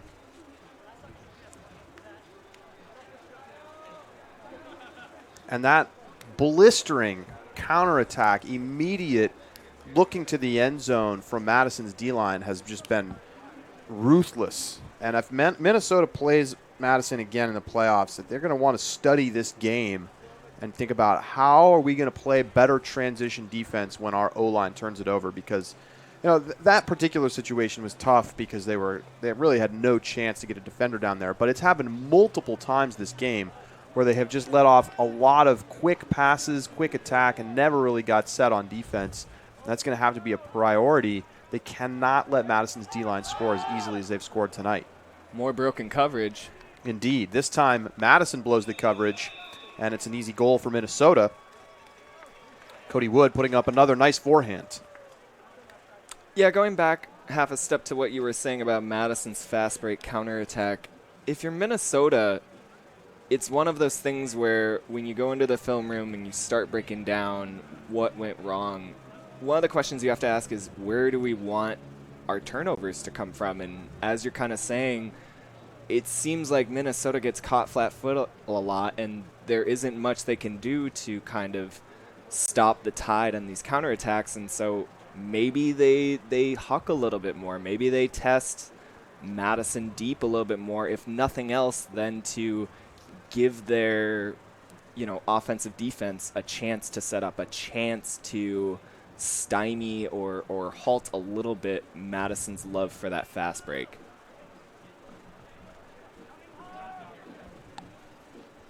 Twilight settling in here at Bree Stevens.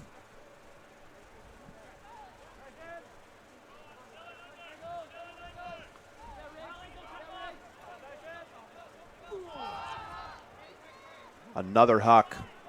One-on-one coverage, other side. Ooh. Over the top. Colin Camp dunking on his defender. Grayson Pangborn doing a great job of getting into the position there, but then Camp just elevating and saying, that's mine.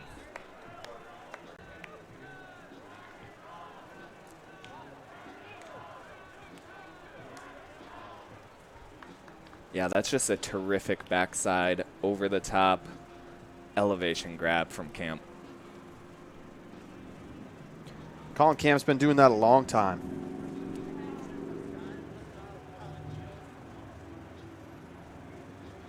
University of Wisconsin alum and O-line mainstay for the Madison Radicals.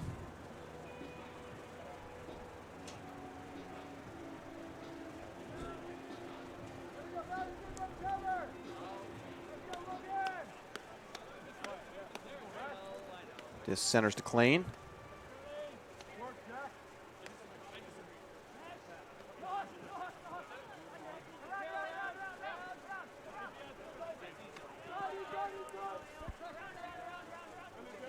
Weinberg.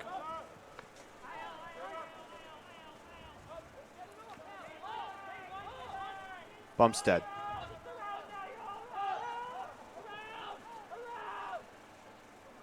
Paletto with the big break backhand. Vanutka just sideline to sideline for the Windchill offense. Bumstead into the red zone. Breaks the double team.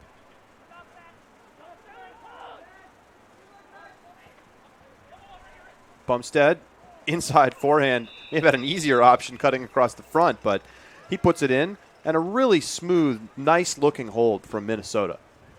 Yeah, that's a real oofda Minnesota throw there, because looked like he had a much easier target in front of him, but we didn't see what he was seeing, and Bumstead making a nice decision there. Even on the replay, you think he's throwing it to the guy cutting 5 yards in front of him. Oscar looked pretty heartbroken there, being that open and not getting the disc. But a good find on the IO forehands.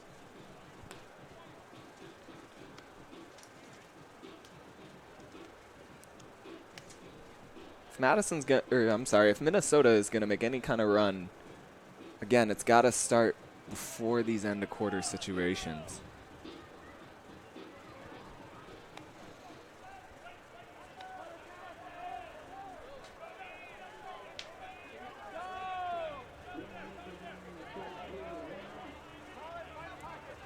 Blade finds Camp. Madison's going to want to burn all of this clock until they can maintain the final possession before the buzzer sounds. Shrywise. Scuba to Camp. Sends it back around the horn.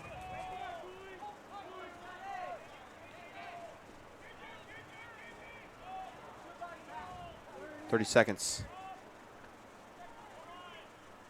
Just an easy march into the end zone. Camp with the assist. Well, someone set the table, so Radicals thought they should eat. I guess they didn't want those extra 25 seconds to themselves and just figured we'll take the goal now.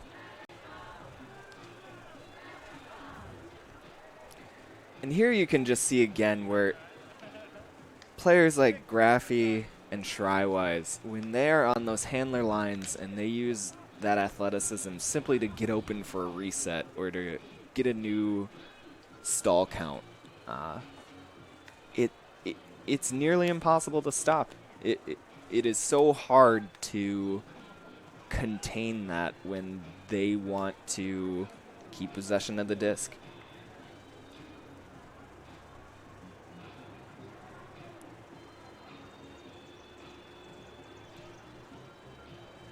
Here we have Nate Bosher with the pull.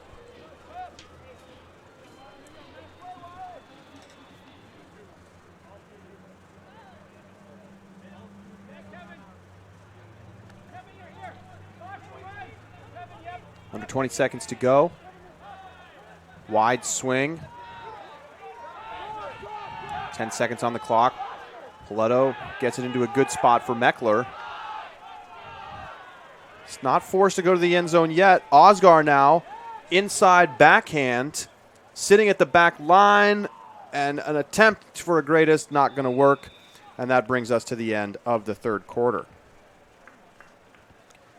26-17, 9-point lead for the Radicals. And once again, Minnesota unable to capitalize on a situation in which they have the disc at the end of a period.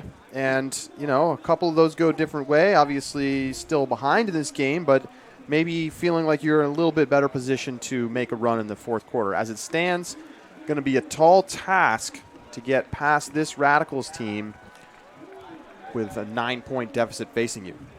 All but insurmountable at this point, but yeah, again, it's hard to qualify Minnesota as playing quote-unquote poorly, but they are not taking advantage of some of the opportunities that they have there. And Madison's break train has just been out of control this second half. They're just getting what they want once they generate that turnover from the wind chill.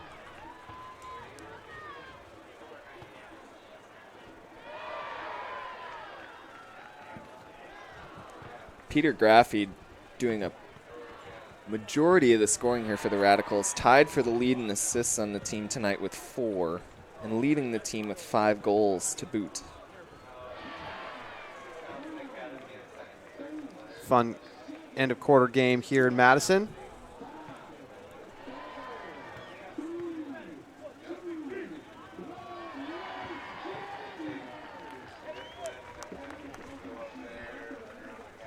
I like the DC Breeze with their $5,000 disc throw challenge that they do at the end of the third. The guy who won that last year was actually a longtime Madison mixed player, Dave Oles. There you go. I think he was one of the founding members of Noise, if I'm not mistaken, which is now a perennial contender at Club Nationals. Good crowd on hand tonight here in Breeze Stevens. And, you know, with this game outcome most likely decided at this point, I think we can turn our attention back to Madison and their future. Certainly, given the fact that they have lost to Indianapolis this season and that they've gone through periods of difficulty, we certainly don't want to write them into championship weekend. No. They've got to get there first. But they are the odds-on favorite to do so. And once they are there, they're going to have to face off against the likes of Toronto and Dallas or Raleigh, whoever qualifies out of the South. And who knows who's even going to be in the playoffs in the West Division with the way that things happen this weekend. If you haven't taken a look at the West Division standings, just know this. Seattle in last place still has a chance to make the playoffs. Yes, a 4-8 team. Only 2 teams make the playoffs, too, and they're 4-8, and they've got a shot. Yep. Yeah, the Wild Wild West.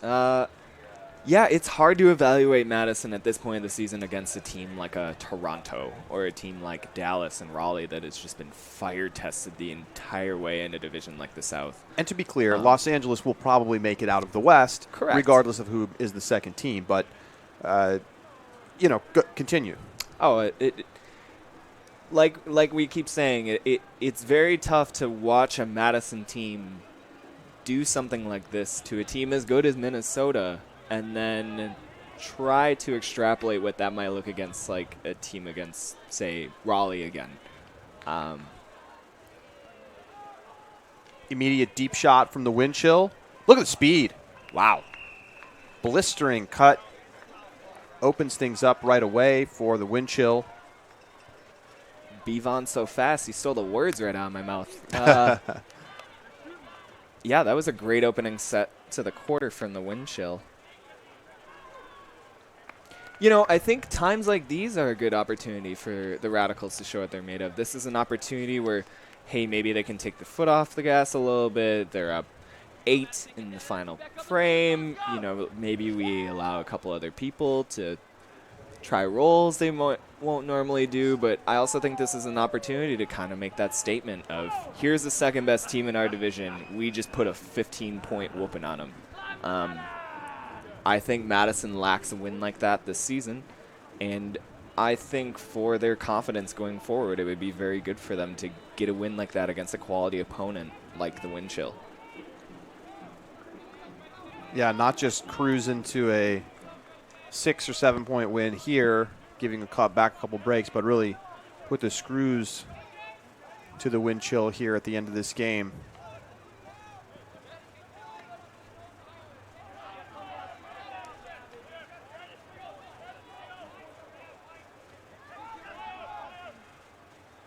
Wriggles.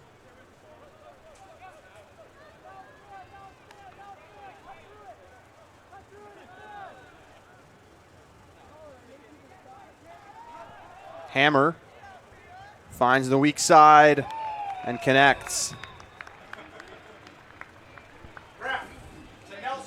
Peter Graphy with a nice throw, hitting Ben Nelson in the back corner of the end zone. And Graphy is really, as you said earlier, putting his stamp on pretty much every point as he drops in the hammer. Yeah, he's just in that rhythm. He looks unfazed. It looks he looks like he's not playing against anyone out there when he has the disc. He's not acknowledging the mark. He's not necessarily looking at where the defenders are. He's looking where he wants to put the disc for his receivers. And when he's in that zone, he is a completely underrated thrower still, and it is sort of surprising to see teams give him some of the leeway he has in unleashing the disc. And what to make of this Minnesota team? You look at their roster, look at their players, the abilities, the athleticism, and you think you've got a team that's going to really challenge Madison. It's going to push them. Maybe they don't win the division. Maybe they don't go to championship weekend, but they play tight, very, very close games. And yet we watch them now trailing by 9, look outmatched. What's going on in Minnesota, and what do they need to do to change the dynamic in the Midwest?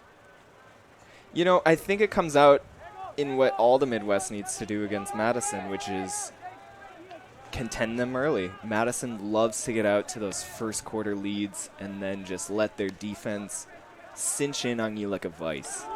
And you could see that happen this game. It was close early. Paletto backhand is knocked away. Looking for a call. Not going to get it. Chris Weiland, nice defense. You could see that early this game. Madison was able to do what they wanted to do offensively, and slowly but surely their defense started to get a break, then 2 breaks, then 3 breaks.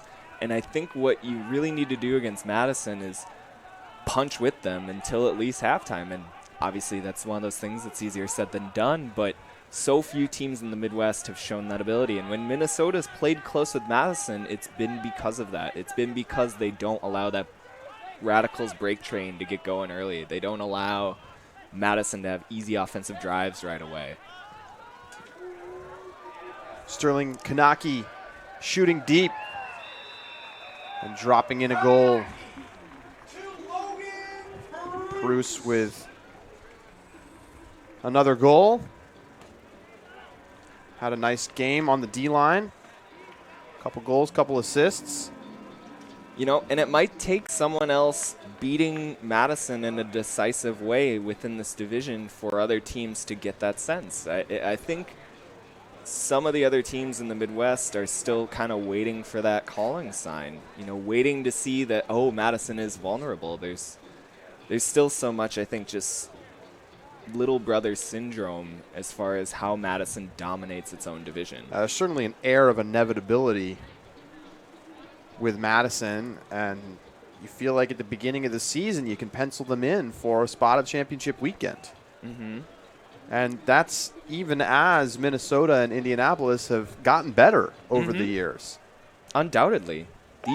The Minnesota and Indianapolis teams playing this season are the best, I think, iterations of their teams so far.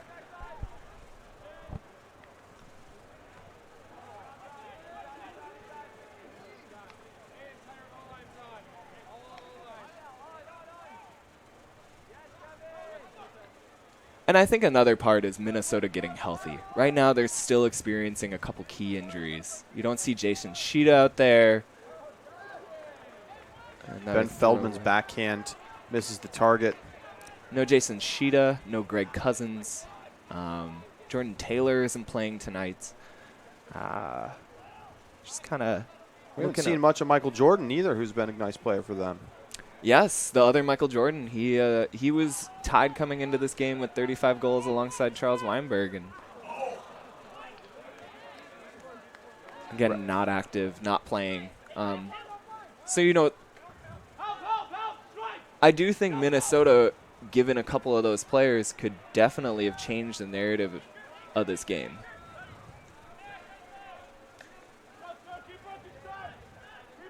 Christian Johnson in a tight spot, but finds a reset.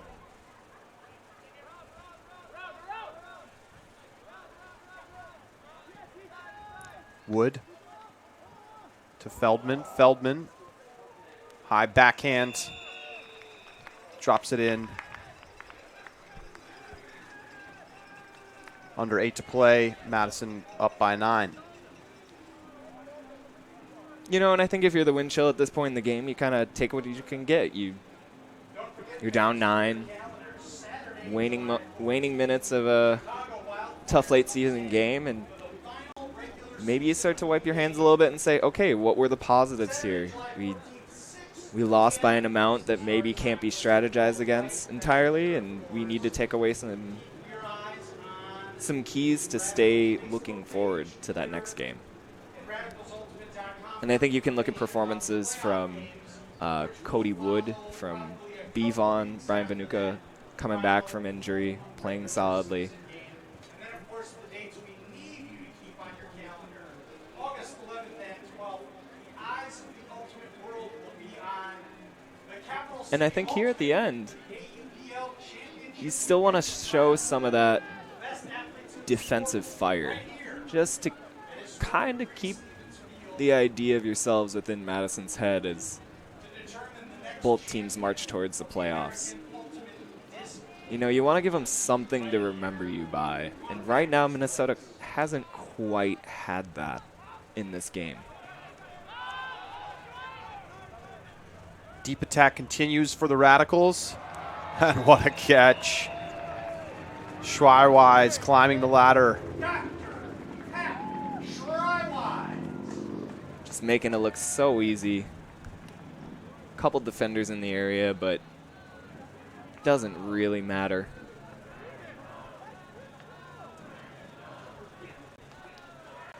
And the Schrei-Wiseman connection, once again.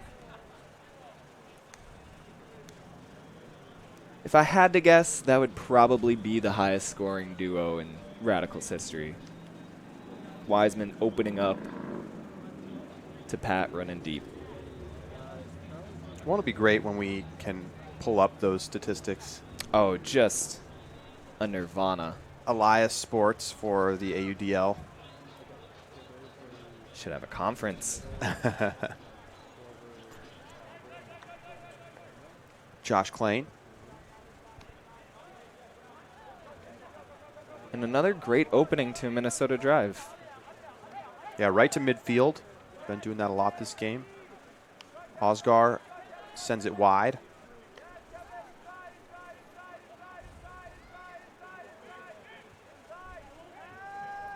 Weinberg throws a tricky reset to Klain, but Klain makes a nice catch to keep possession.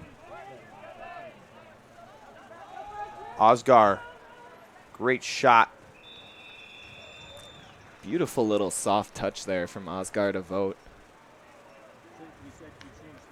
Not a hard throw, but one that you can definitely mess up if you're not focused.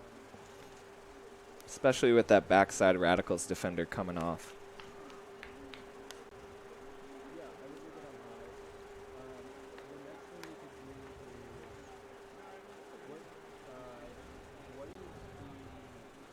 And again, I think if you're Minnesota at this point in the game, you kind of go back to that mindset of, okay, what are the things we can do correctly here? What are the things that we want to work on and kind of build momentum into that next game? Because at this point in the season, all of these games matter. All of these games are going to be in your memory bank as to what we're kind of bringing in. And I think that's vitally important as you head towards the playoffs, to kind of keep that mental check.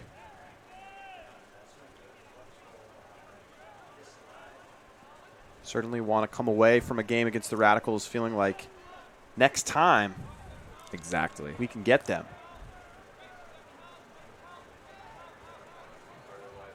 Wiseman to Camp. There's no difference in the standings between a 9-goal loss and a 5-goal loss, but Well, for Minnesota, it's more about making sure you definitely make the playoffs. Chicago's still in the hunt. mm-hmm. And you don't feel bad if you're Minnesota losing this game. If you take care of your business the rest of the way, you'll make the playoffs. It just makes things harder, and that's something that the Windchill are definitely looking to avoid right now, given the injuries that they're dealing with. Whew. Athletic catch. And then a goal. Yeah, Madison just seems locked in right now. They have multiple players willing to still put their body on the line, still elevate, still go make plays.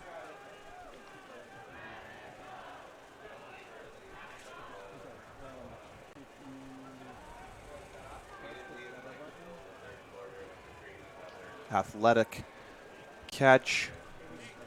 Madison hitting the 30-goal mark for the second time this season. They second highest scoring goal game for them this season. They put up 37 on Detroit back in May. But good sign for the Radicals offense that it's having some of its best performances as they head towards the postseason.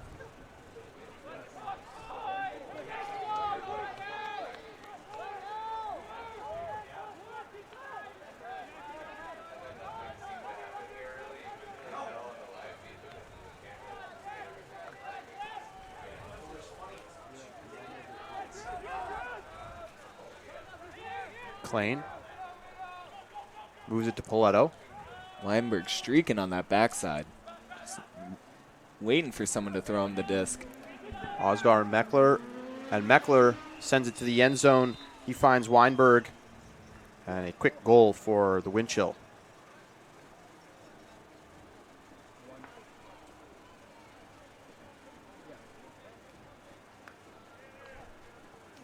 Hey fans, thanks so much for coming out on the AAPL's first ever Tuesday night game. Do you see anyone on this Minnesota team that you would quantify as I want to remind you that drinking and driving is not a difference maker that they need down the stretch of the season here? Or do you see them as more of a team-oriented team that kind of... It's a great question, and I think your question gets at the heart of the problem in Minnesota. They don't have that guy who can go out and make a huge play.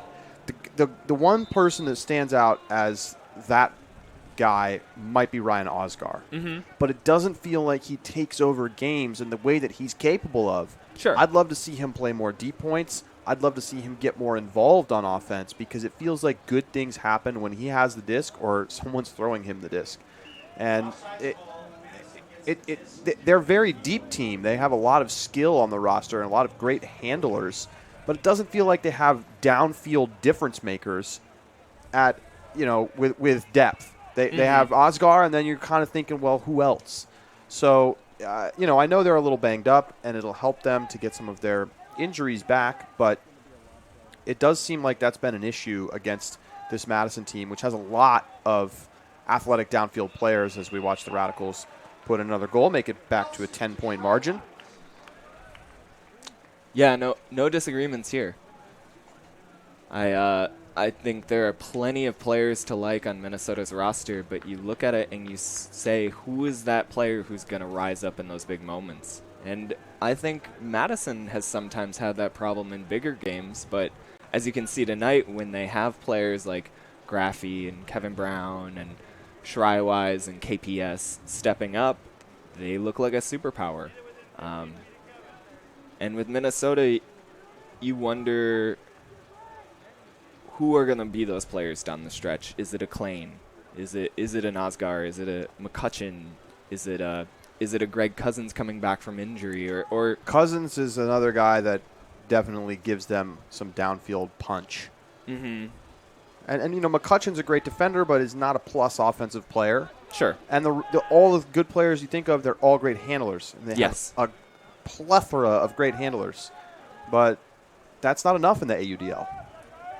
Yeah, it's remarkable that a team with as much disc skill as Minnesota can sometimes have troubles like this punching it into the end zone.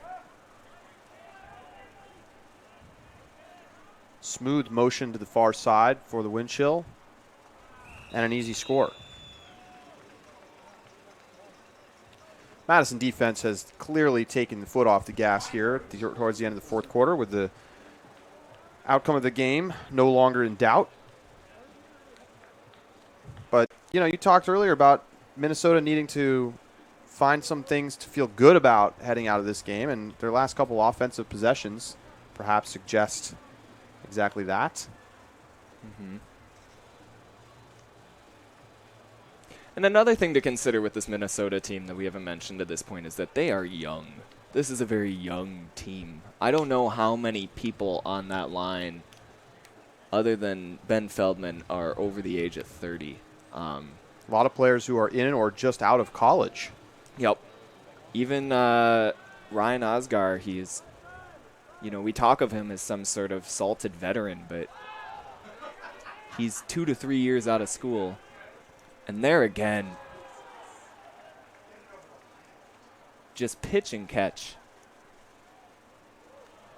And a nice grab, digging it out. I think Kevin Brown has laid out in each of the last 3 points to save the disc. Neither score or assist right after it. Huge grab from Graphy. Directs traffic. Disc pings around a couple times, and Kevin Brown lays out for the score. Madison really leaning into their vets here in the second half and letting them take it home to this 5th straight Midwest Division regular season title. Any sense of uncertainty perhaps for Madison as the core of their team starts to get a little up in age? There's still plenty of young, talented players on the roster, to be sure, but they have a lot of guys who contribute who are on the older side, a lot older on average than this Minnesota team. We've talked for years, when does the window close for Madison? It doesn't really feel like it's closed, but they also haven't really opened it anymore either. And no matter who they play at championship weekend, they will be the underdog in those contests. Yeah, I think it's a great question to have. The team definitely relies on this core that is absolutely in their prime, but when does that prime window end? Ooh. Wow, what a defensive play. 2 players going to the same spot, and just a great layout from Kanaki to get the block.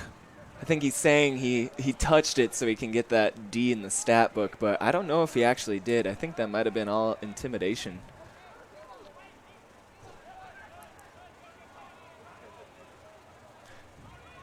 But going back, I think, Madison isn't at their twilight, but they're definitely angling towards a horizon like that, whereas a team like Minnesota is kind of just beginning to experience what they're capable of given their roster. And so, yeah, it feels like Minnesota's 1 or 2 free agents away as we see Madison with a great run from Weiland getting another score, 11-point lead, their largest of the game. And Windchill kind of felt like this is the season in which maybe that youth element took hold, and maybe they're just simply a year away. Yeah, but with that youth, you feel like they can bring in 1 or 2 big-time athletes who can go downfield and catch the hucks from Wood and Klain and Paletto and Meckler. All these great handlers, great distributors. That could, change their offense, literally. And, I don't know, maybe they can develop somebody in-house. They miss a guy like Ben Yacht, for example. You took the name out of my head. Who's now playing with the New York Empire and living in New York. But I'm sure they wish they had him here because, the chemistry that they built together playing at the University of Minnesota, many of these players, Yacht would be just that guy who could give them punch. Yacht's probably been the best player for the New York Empire this season. Yes, and I think it's kind of that big play swagger, right? Like that sort of seems to be what. And a foul call on Madison, a little too physical coming through there for Wigan. But yeah, I think it's having kind of that big star that everyone's got to pay attention to. Madison has it in Graphy. Minnesota right now. who is that guy that they're keying off of? You can almost sense that Madison doesn't fear them in that way.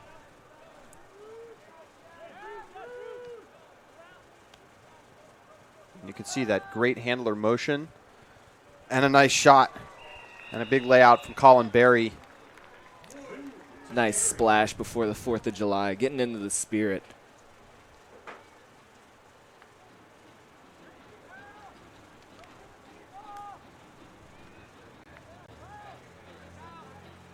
Yeah, it's so hard to look at a team sport like Ultimate and say something like, they're one player away. It feels almost ridiculous with rosters of 20 people that you could simply be missing one player of a certain type, and that would make all of the difference.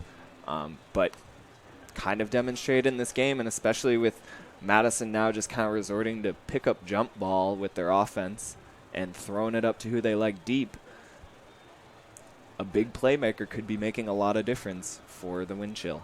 And they do lack a little bit of height.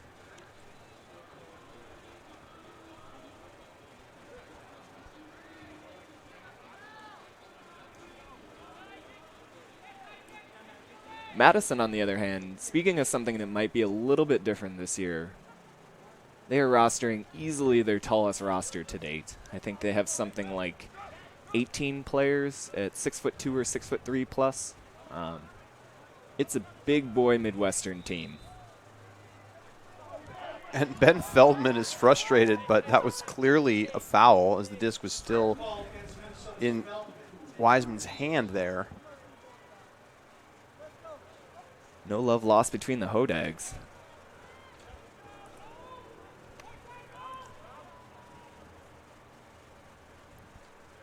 Camp swings it off the line. Smooth throw to Wiseman. And a little bump on the mark. Getting a little familiar here at the end of the game. Vote bumping Wiseman. No harm intended. Wiseman, high release flick. Gets the goal. Back to 11. Wiseman with the blade to Colin Camp. So with a win here tonight, Madison's going to take over the clinching the number 1 spot in the Midwest. And there was, of course, questions last week when they played Indianapolis in the AUDL Game of the Week about whether they were going to lose to Indianapolis again and perhaps not get home field advantage in the playoffs for the first time ever. But that was not the case, and no surprise there. You know, the roster that lost to Indianapolis was not the best that we've seen for Madison. It was the second game of a back-to-back. They were playing indoors against an Indianapolis team with a lot to prove. And all credit to Indianapolis for the win, but that team is just simply not as good as this Radicals team at full strength. It feels like that game took place about a year ago at this point. It really does. Looking at this score right here, thinking of the 9-point win Madison had last weekend, and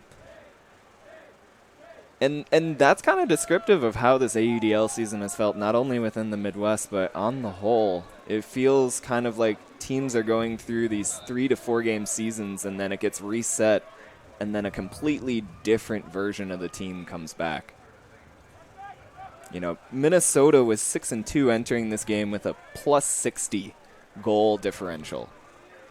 And here they are down 11 on the road. Vanutka. Double teamed.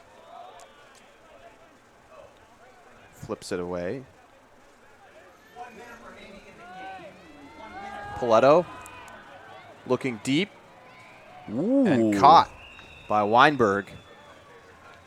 And you can see a little bit of the Windchill pride showing right now. They're not just giving up the disc or going down quietly. They're starting to play make a little bit.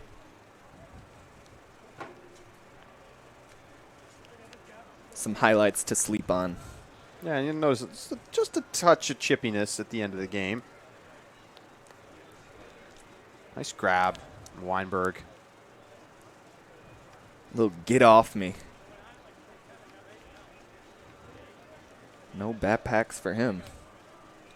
Under a minute to play. Madison offense will perhaps try to close it out with some swing passes. They've been liking the deep That's ball this true. game, so we'll see.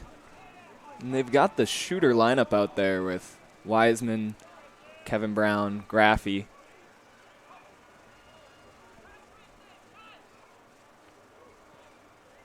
Still tough defense from Minnesota, and an injury. Jurek coming up a little lame on that left foot or calf, so he will leave the field, and Christian Johnson will sub in.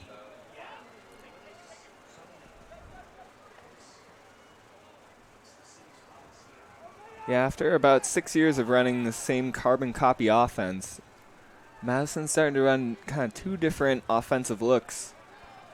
This lineup, which is accentuated by Shrywise, Coolidge, and Graphy, and Kevin Brown in the backfield, and then another lineup with Ben Nelson and Andrew Brown. There's Kevin Brown dropping it in. It's a little bit more possession-oriented, but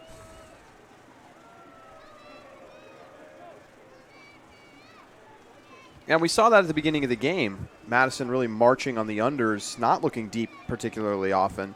And it's been a completely different story here in the second half.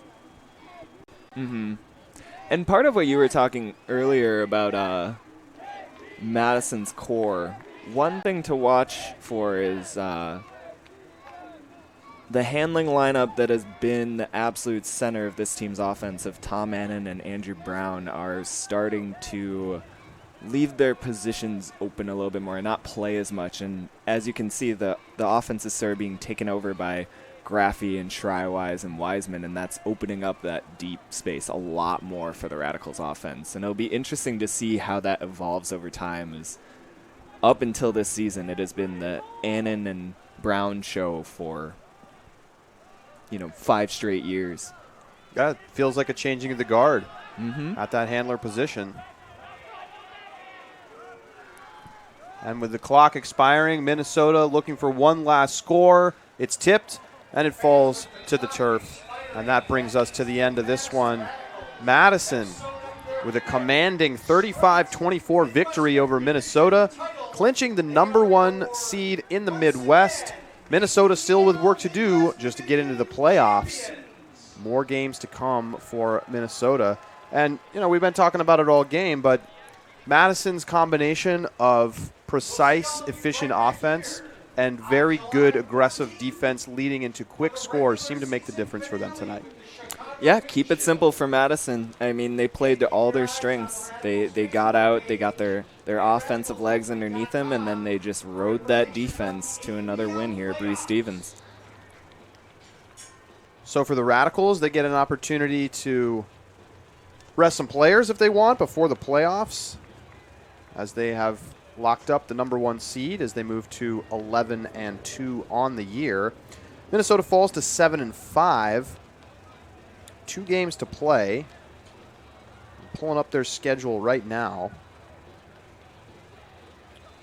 It's certainly not a done deal in the Midwest. Here's probably your stat of the night. Madison completed 282 throws compared to just 7 throwaways, to really show you how unflustered they were on offense tonight and putting up 35 points. Extremely good. Minnesota does not get it any easier down the stretch. Next weekend, they've got a back-to-back, not this coming weekend, but the following, the 14th and 15th. They got a back-to-back on the road in Indianapolis and Chicago. And that is not an easy road trip by any stretch. Indianapolis currently in 2nd place. Chicago in 4th, but trying to knock on the door of getting into the playoffs. And we will see whether that last game has meaning or not once we get to it on the 15th. That's Sunday in a week and a half.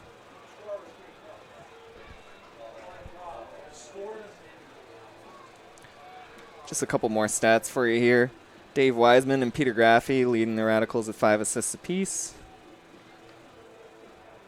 Colin Camp and Peter Graphy leading the way with 5 goals.